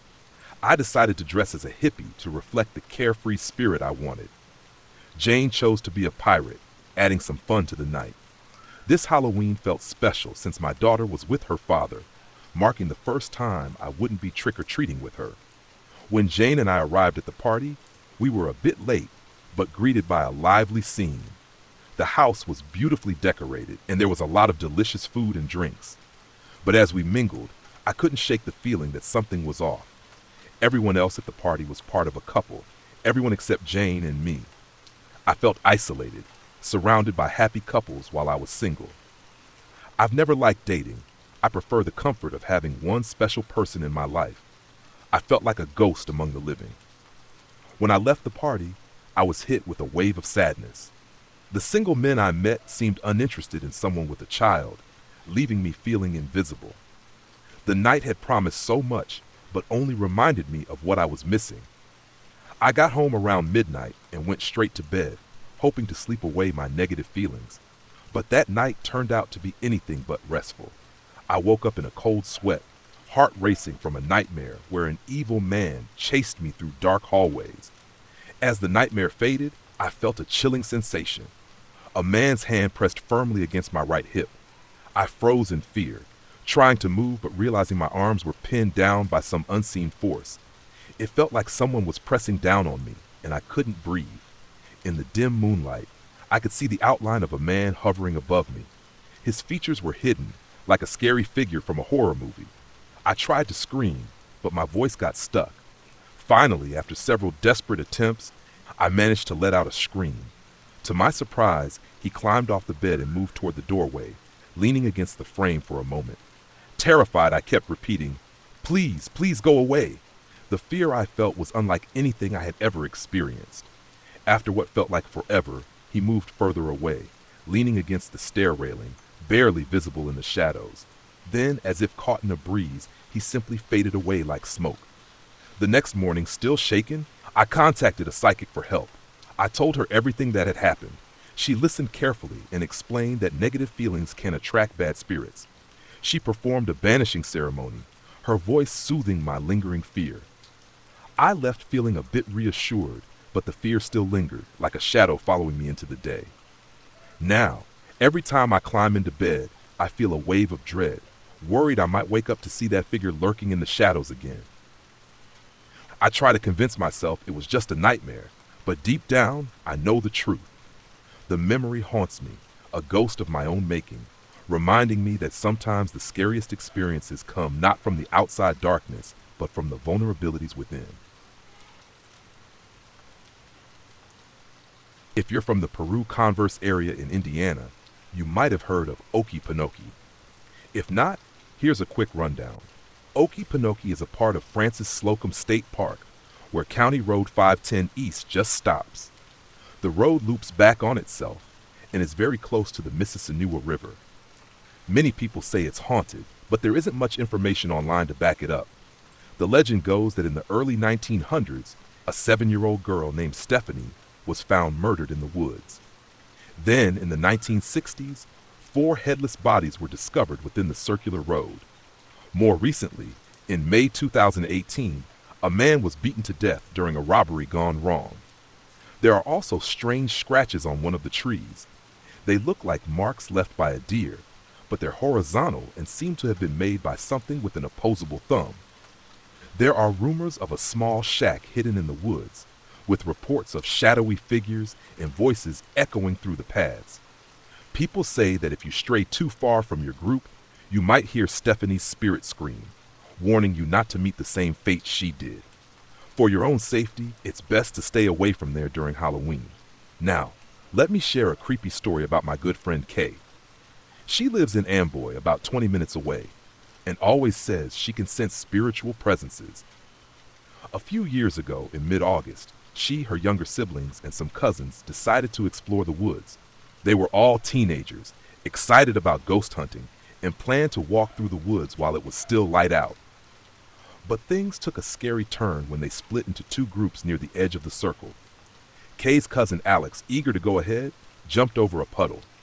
Just as he landed, a blood-curdling scream echoed through the woods, sounding like a scared little girl. That noise sent chills down their spines and cut their exploration short. Determined to face their fears, they returned the day before Halloween with a bigger group of 11 people, including Kay, her parents, siblings, Alex, and his brothers. They started their adventure in the afternoon, and everything was fine until after dark. By then, the group was ready to leave and began heading back to the cars parked at the edge of the woods. Suddenly, Kay froze. A cold feeling gripped her chest like an unseen hand, making it hard to breathe. Panic hit her, and she urged Alex and Daniel to leave right away. Hearing her distress, they all sprinted back to the circle. As Kay's family piled into the cars, she and Alex hung back near her dad's truck, trying to avoid the chaos while keeping an eye on the shadows in the woods. That's when Kay spotted a tall figure, almost 7 feet, watching them from the trees. Alex leaned closer and whispered, "You see it too, right?" Kay nodded, and they both rushed into the truck. As they sped away, the dark figure followed them through the trees from the circle to the nearby cornfield. Kay felt sure that if there had been just 10 more yards, that entity would have chased them even further. Once home, she quickly laid down lines of salt at her window frame and inside her door, which is said to keep spirits away. But that night wasn't over yet. Kay's mom had been recording the whole outing on a digital recorder, and when they listened to the playback, it was chilling. They heard an eerie voice say, "Look at them run. It followed us home."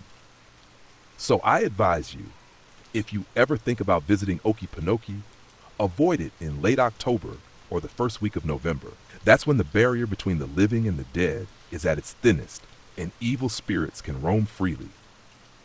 You might come home with something much more sinister than what you arrived with.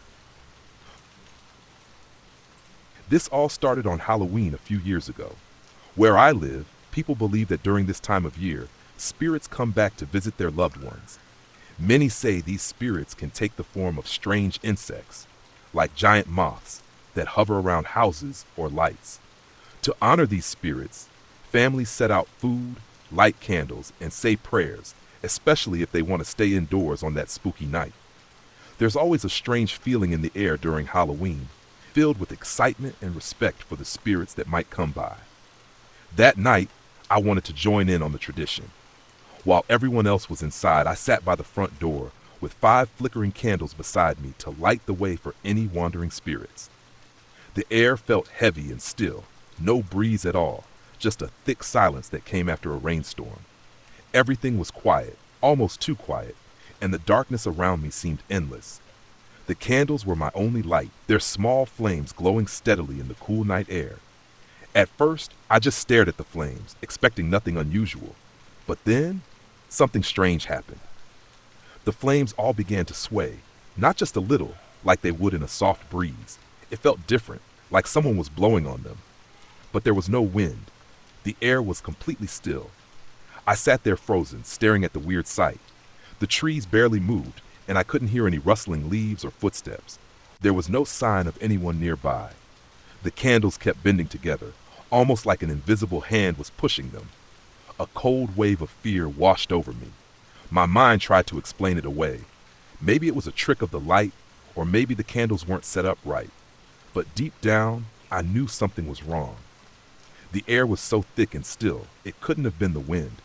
The only explanation left was something much creepier.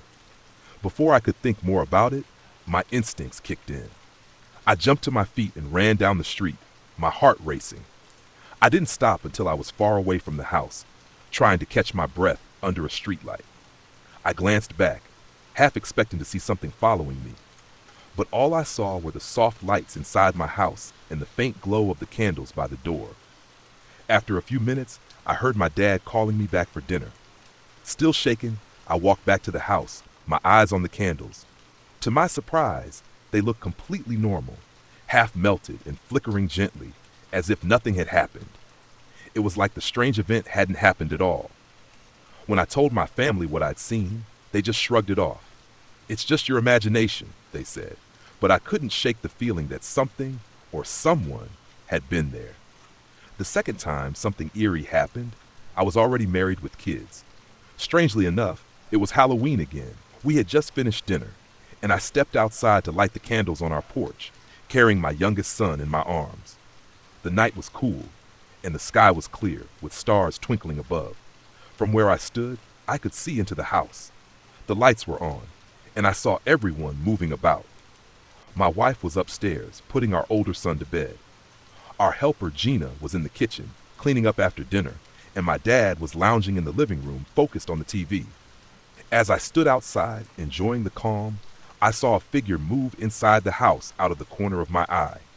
It looked like a woman walking from the bathroom to the kitchen. I thought it was Gina, so I called out, "Gina, switch off the kitchen lights when you're done, okay?" But instead of hearing her from the kitchen, her voice came from upstairs where she was talking to my wife. "I'm not done yet, Kuya," she called from the second floor. Her words hit me hard. If Gina was upstairs, then who did I just see walking toward the kitchen? A cold fear crept up my spine. I tried to stay calm and glanced over at my dad, still watching TV. I asked him, "Is Mom in the kitchen?" He didn't even look away from the screen. "Nope, no one's in there," he said casually, as if it was no big deal. But my heart was racing. Suddenly, everything felt wrong. I rushed back inside, heart pounding, and went straight upstairs to tell my wife what had just happened. She listened quietly, then told me to calm down and let it go. But later that night, after the kids were asleep, she told me something that chilled me to the bone. She had seen the same figure, the same woman, outside near the fence. She said the woman hadn't walked through any doors or gates. She just appeared on the other side, moving silently as if she belonged there. To this day, I still don't know who or what we saw. But the memory of those Halloween nights lingers with a strange feeling that something was watching us, something that didn't belong in this world. Even now, every Halloween, when I light candles outside, I can't help but glance over my shoulder, wondering if the spirits are still near, waiting for their chance to visit again. I'll never forget that autumn evening when my friends and I decided to explore Ravenwood Hollow in Indiana. There were spooky stories about this place, especially one about a girl named Lily who had disappeared while playing near the woods. People said her spirit haunted anyone brave enough to go in. Curiosity got the best of us. After school, we piled into my car, feeling excited but a little scared. As we got closer, the trees seemed to loom over us, making the road feel darker. I parked at the edge of the forest, and the light was fading fast. We grabbed our flashlights and stepped into the woods, our laughter echoing around us. But soon, everything got quiet, except for the rustling leaves and the occasional snap of twigs under our feet. Each noise made my heart race, and I felt like someone was watching us. I kept this to myself, not wanting to scare my friends, who seemed unaware of the tension hanging in the air. As we wandered deeper, the moonlight revealed an old swing set. It creaked softly and a chill ran down my spine. "Let's check it out," my friend Jake said, edging closer. The others followed, but I hesitated, feeling a strong urge to turn back. The air grew colder, thick with something unsettling. Suddenly, a scream broke the silence, a childlike cry that pierced the night. We froze. "Did you hear that?" I whispered, my voice shaking. Jake nodded, looking pale. Reality hit us hard. We turned to leave, but I saw a shadow dart between the trees. My heart raced, and I urged everyone to hurry. The screams grew louder, echoing all around us. Panic rose in my chest. I thought, this isn't right. We sprinted back to the car, my breath coming fast. Just as we reached the vehicle, I glanced back and saw a faint figure, a little girl in a white dress, her hair flowing as if in a breeze. I stumbled, frozen in fear, but my friends pulled me inside. As we sped away, adrenaline rushed through us. I felt something lurking in the shadows behind us. Even after leaving the woods, the image of that ghostly girl stayed in my mind. I told my friends about it, but they laughed it off, saying it was just a trick of the light. I couldn't shake the feeling that something had followed us. That night, sleep wouldn't come. I lay in bed, heart racing, haunted by thoughts of that spirit. I remembered the stories about Lily, the girl who had gone missing, and wondered if that was her ghost we had seen. The next day, I still felt uneasy. I told my friends I wanted to stay away from Ravenwood Hollow, but they insisted we give it another try. "It's probably just your imagination," they laughed. Reluctantly, I agreed to go back, but only during the day when the sun was shining. When we got there, the atmosphere felt different. Sunlight filtered through the trees, making everything look warm and inviting. But as we walked, I couldn't relax. Every rustle made me jump. The swing set stood still, and I remembered the fear from the night before. We decided to take a break and sat on the grass near the swing set. While we talked, I suddenly felt a chill in the air. My heart sank as I looked toward the woods, sensing a presence again. "Do you guys feel that?" I whispered. They shrugged it off, but I was sure something was watching us. Just as I was about to suggest we leave, the wind picked up, making the leaves rustle loudly. We exchanged nervous glances. Then a soft, childlike voice floated through the air saying, "Help me." My stomach dropped and I froze, my skin crawling. I urged my friends to leave, but they wanted to investigate. "What if it's just a prank?" they reasoned. Reluctantly, I followed them deeper into the woods, each step making my heart feel heavier. We eventually stumbled upon a small clearing and saw a rusted playground set, just like the one we had seen before, but much more run down and overgrown with weeds. A deep sadness washed over me, as if the air was thick with memories of lost joy. Suddenly, laughter filled the air. My friends laughed and called out, but dread twisted in my stomach. "This isn't right," I mumbled. As I turned to leave, I felt a small hand grip my wrist. I spun around, but there was nothing there. Panic hit me hard, and I bolted toward the path we had come from. Breathless, my friends realized something was wrong and ran after me. We sprinted back to the car, our laughter replaced by heavy breathing. When we finally reached the vehicle, I slammed the door and locked it, my heart racing. "What just happened?" I gasped. My friends exchanged worried looks. I knew then that Ravenwood Hollow was more than just a story. It was a place filled with lost souls and lingering shadows. I vowed never to return, the memory of that ghostly little girl etched in my mind forever. From that day on, I warned everyone about the dangers of Ravenwood Hollow, sharing my experience. The stories might sound like mere folklore, but I knew the truth. Sometimes the past isn't just a memory. It can reach out from the darkness, pulling you into its chilling embrace. In the small town of Peru, Indiana, there are whispers about a haunted place called Okefenokee. This strange spot is part of Francis Slocum State Park, where County Road 510 East just stops.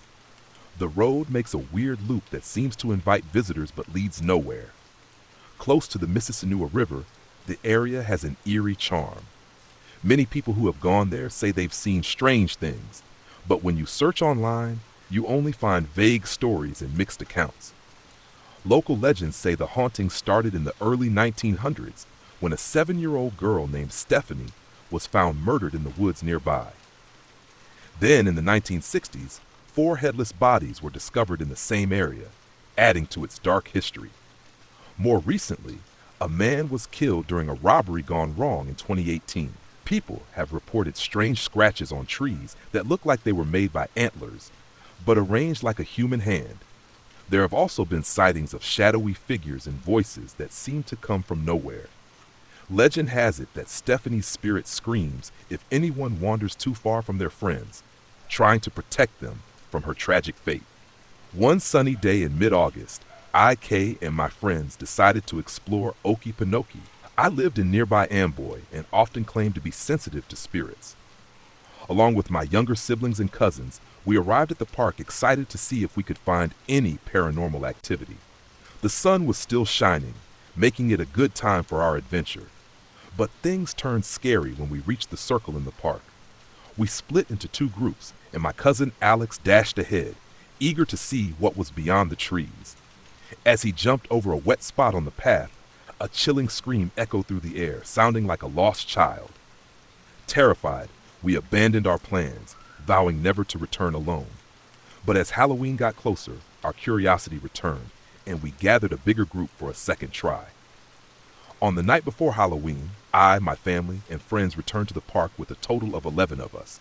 We started our adventure in the afternoon, but as it got darker, the mood changed.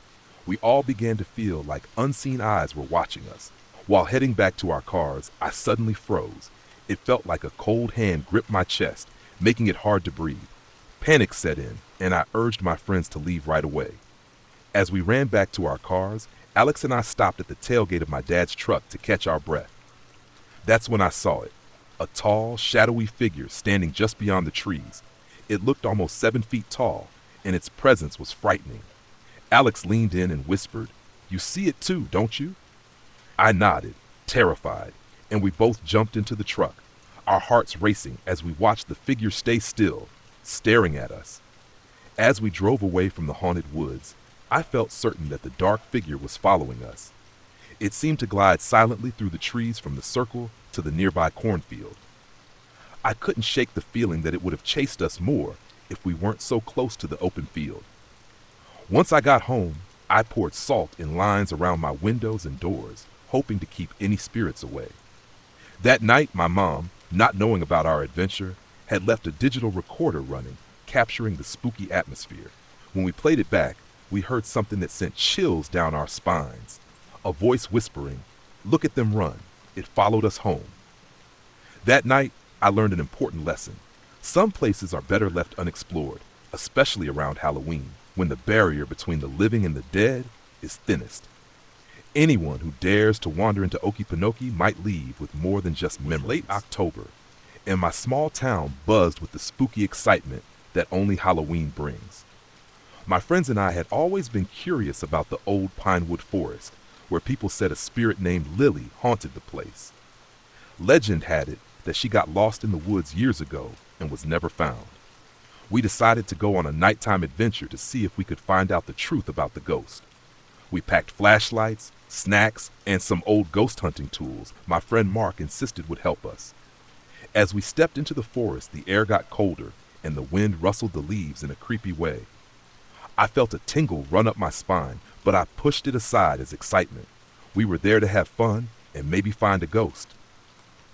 The deeper we went, the more the trees seemed to close in around us. Our laughter faded, turning into nervous whispers, and the shadows felt heavier. Suddenly, we found a clearing that looked like it hadn't been touched in years. Old stone markers were half buried in the ground, covered in moss and vines. It felt special, like we had entered a forgotten place. Then, we heard a soft giggle echoing through the trees. I froze, my heart racing. "Did you hear that?" I whispered. The others nodded, their eyes wide with fear. We exchanged anxious looks, and Mark tried to lighten the mood. "Lily, are you here?" he shouted, half laughing and half terrified.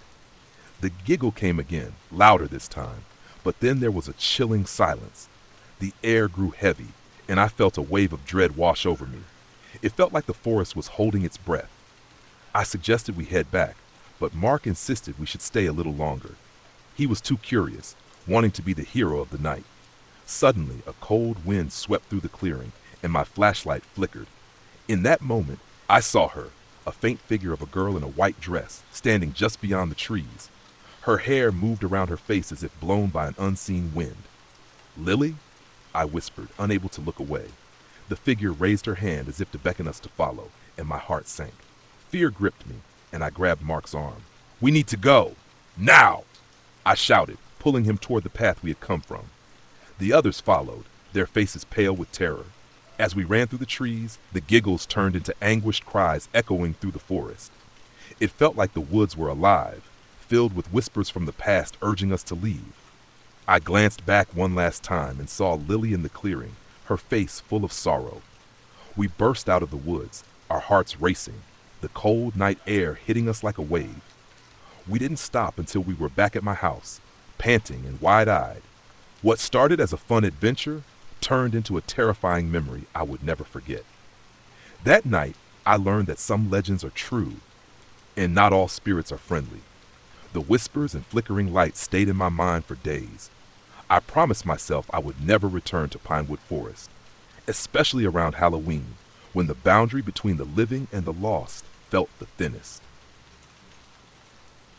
It was a chilly October evening, the kind that makes you feel uneasy and excited at the same time. I had just come back to my hometown of Hollow Creek, a place known for its beautiful landscapes and thick forests. But the locals whispered about a spooky legend surrounding a place called Deadman's Hollow. They said anyone who entered the woods after dark would never return. Even with the warnings, my curiosity got the better of me. I gathered my friends, Mark, Jenna, and Sam, who were just as intrigued by the stories. We decided to explore Deadman's Hollow one night, bringing flashlights, snacks, and a bit of bravery. As we approached the entrance to the woods, a shiver ran down my spine. The trees loomed above us, their branches reaching out like skeletal hands. The moon hung low in the sky, casting a creepy glow on our path. The further we walked, the more the atmosphere changed. The sounds of the town faded, replaced by rustling leaves and distant noises that felt unsettling. We found a clearing and set up a small campfire. The flickering flames cast shadows that danced around us. As we sat there, sharing ghost stories and daring each other to explore deeper, I couldn't shake the feeling that we were being watched. The air felt thick with tension, and even Mark, usually the bravest of us, seemed uneasy. After a while, Jenna suggested we play a game of hide and seek to lighten the mood. I hesitated, but eventually agreed, thinking it might distract me from the growing fear. Mark volunteered to be it first. We scattered into the darkness, and my flashlight flickered as I moved through the underbrush. I found a spot behind a large tree, my heart racing with excitement and a bit of fear. As I waited, I heard twigs snapping in the distance. My stomach dropped. It was too loud to be Mark or the others. I held my breath, straining to listen. The rustling grew closer, and suddenly a shadow darted past me so fast I couldn't see what it was. Panic surged through me, and I ran back toward the clearing. When I reached the firelight, I saw Jenna and Sam looking just as scared as I felt. "What was that?" I gasped, my voice shaking. "I don't know," Jenna exclaimed, her eyes wide. "But it wasn't Mark." Just then, Mark emerged from the shadows, looking confused.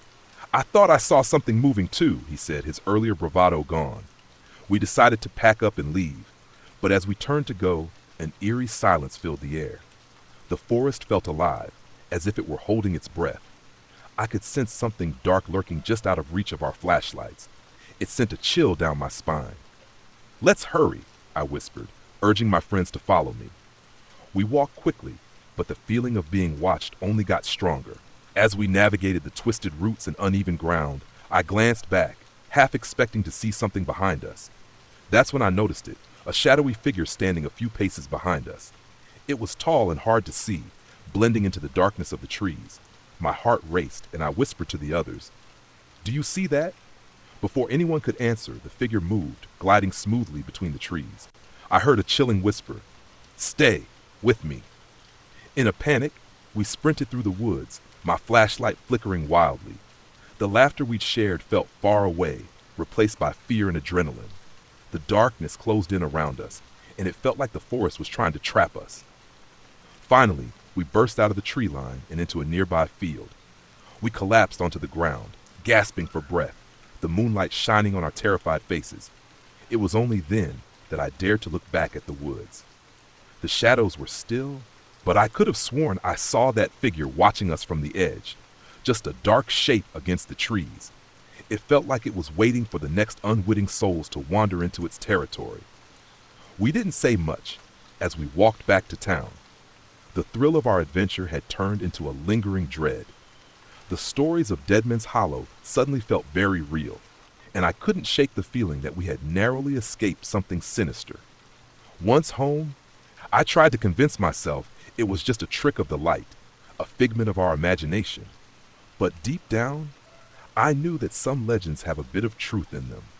And as October slipped into November, the haunting whispers of the woods followed me, reminding me that not all places are safe to explore. This happened a few years ago on Halloween night when I was staying in a hotel with my best friend, Emily. It was the second night of our trip, and we had decided to stay just outside the city because it was cheaper. The area around the hotel seemed nice. Late that night, we wanted to go to the gas station for snacks, but then Emily's boyfriend called her. They started talking, so I went on my own. The hotel was surrounded by a few closed businesses, and the gas station was the only place open. I left the hotel and walked down the sidewalk to get there. It took about 5 minutes, and I didn't see anyone else outside. When I got to the gas station, there were maybe 10 people inside. The store was a bit larger than most gas stations and had a huge selection of snacks and drinks. I spent about 5 to 10 minutes picking out my items and then checked out. Inside, nothing seemed out of the ordinary, and no one looked suspicious. However, just as I left, I heard the door open behind me, and someone came out. I didn't think much of it at the time. Once I was back on the sidewalk, I noticed that the person was following me. I glanced back and saw a man wearing a gray sweatshirt and a winter hat. He kept walking behind me as I headed back to the hotel. The road was quiet and not a place many people would walk at that hour unless they were heading to the hotel. I started to feel nervous. When I reached the hotel parking lot, the man was still behind me. I went into the lobby and he followed me in. Trying to avoid a close encounter, I decided to take the stairs instead of the elevator. I thought that if he really was staying at the hotel, he'd probably take the elevator like most people. But he followed me to the stairs. As soon as I entered the stairwell, I let the door close behind me. Within seconds, I heard it open again. I knew the man was following me up. I quickly texted Emily, asking her to come to the room door and open it for me. Thankfully, she saw my text right away and agreed. I walked up the stairs to our room on the 3rd floor, feeling increasingly anxious. When I reached our floor, I let the stairwell door close behind me and heard it open again shortly after. The man was still following me. Our room was down the hallway, so I picked up my pace. I could hear his footsteps getting closer and closer, and I didn't dare look back. Finally, I saw our door open slightly, with Emily holding it. I walked even faster and slipped inside, slamming the door shut behind me. The door automatically locked, but I also secured it with the old-fashioned lock. Through the peephole, I saw the man walk right up to our door, then slowly walk away, only to return a few seconds later. When he did, he knocked on the door. I wasn't going to answer it. I moved away from the door, and Emily, confused, asked what was going on. The man knocked one more time about a minute later, and then finally walked away for good. I explained everything to Emily, relieved that she was there to open the door for me. If she hadn't been there, I would have had to unlock the door myself with the key, which would have slowed me down and given the man a chance to catch up to me. I still don't know who that guy was or why he followed me, but I'm pretty sure he wasn't staying in our hotel. When my aunt gave me an antique porcelain doll for Halloween, I pretended to be excited, but inside, I was scared. I had always been afraid of dolls. There was something about their lifeless eyes and painted smiles that creeped me out. But Aunt Clara insisted it would bring me luck, so I reluctantly accepted the gift. and put the doll on my dresser. That night, as I started to fall asleep, I woke up to soft giggles. I opened my eyes to see the doll facing me, even though I had placed it against the wall. My heart raced, and I tried to convince myself it was just my imagination. The next nights were the same. Every morning, the doll was in a different spot. Sometimes it was on my bed, other times it sat at my desk, staring blankly ahead. Maybe I'm just losing it, I whispered to myself, but each time I noticed the doll's movements, a chill crawled up my spine. One night, I woke up to find the doll sitting at the foot of my bed, its glassy eyes locked onto mine. "Who are you?" I whispered, fear tightening my throat. The room felt cold, and a breeze swept through, carrying a faint whisper. "Help me." Shivers ran down my back, and I knew I had to figure out what was going on. The next day, I researched the doll and discovered a sad story about its previous owner, a girl named Lila who had gone missing decades ago. The legend said that Lila's spirit was trapped in the doll, waiting for someone to help her. Determined to assist, I set out to find Lila's resting place. I followed the clues I had gathered and finally arrived at a local park where Lila had last been seen.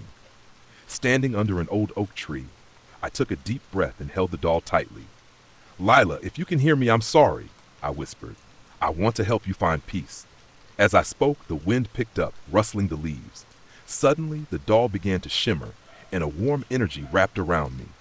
"Thank you," a voice echoed in my mind, and I could almost see Lila's spirit appearing before me, her face filled with gratitude. With shaking hands, I placed the doll on the ground at the base of the tree. "You're free now," I said softly. The air filled with a soft glow, and the leaves swirled around me, creating a whirlwind of colors. When the gust died down, I turned to find the doll gone, as if it had vanished into the wind. Though I never saw it again, I felt a deep sense of closure and peace. Lila was finally free, and I had become part of a story much bigger than my own. From that day on, I learned to embrace the mysteries of the past, knowing that sometimes spirits just need a voice to guide them home. Blackwood Manor had always been the center of local legends. People said that anyone who entered would never come back. Built in the 1800s by a reclusive family, the manor was rumored to be cursed. As Halloween approached, my friends and I decided to spend the night there for an adventure. The moon hung high in the sky, casting an eerie glow as we arrived. The manor loomed before us, its windows like dark, empty eyes. Taking a deep breath, we pushed open the creaky door and a chill swept over us. Dust floated in the beams of our flashlights, and the air smelled musty. "Let's find the famous library," Jake suggested, his excitement clear. We climbed the winding staircase to the second floor, the floorboards creaking under our weight. When we entered the library, the smell of old books surrounded us, and we could hardly contain our excitement. But as we explored, the mood changed. Shadows danced on the walls, and the temperature dropped. "Did you hear that?" Sarah whispered, her eyes wide with fear. We all paused, straining to listen. A soft, haunting melody drifted through the air. "What is that?" I asked, moving closer to the window. Outside, the moonlight revealed a figure, a woman in white, her long hair flowing like mist. "She's beautiful," Jake murmured, but a knot formed in my stomach. As we watched, the woman turned her gaze toward us, her eyes filled with sadness. "Help me," she whispered softly. "I am trapped." Without thinking, I took a step toward her, but the air grew heavy and the walls seemed to close in. "We should go," Sarah urged, her voice trembling. But I couldn't look away. "What do you need?" I called out. "The family who lived here wronged me," the woman said, her sorrow clear. "I was cast aside and forgotten. I seek justice for my fate." Wanting to help her, I asked, "What can we do?" "To free my spirit, you must uncover the truth of my death. Seek the hidden diary of the lady of the house," she urged, her voice echoing in my mind. We set off to search the manor, feeling the weight of the woman's sadness with every step. Finally, we found the diary hidden in a secret compartment behind a bookshelf. When we opened it, the pages revealed a dark story of jealousy, betrayal, and despair. The lady of the house had felt threatened by the woman's beauty, leading to her downfall. Heart racing, I rushed back to the library with the diary in hand. "We found your story," I shouted, breathless. The spirit appeared before us again, her eyes shining with tears of gratitude. "Thank you," she whispered, her voice filled with relief. Now I can rest. The air shimmered around her, and with one last grateful smile, she vanished, leaving behind a warm light that filled the room. The heavy atmosphere of the manor lifted, and we knew we had freed her spirit. As we left Blackwood Manor, we carried with us a deeper understanding of compassion and justice, a reminder that even the darkest places can hold light if someone is willing to find it.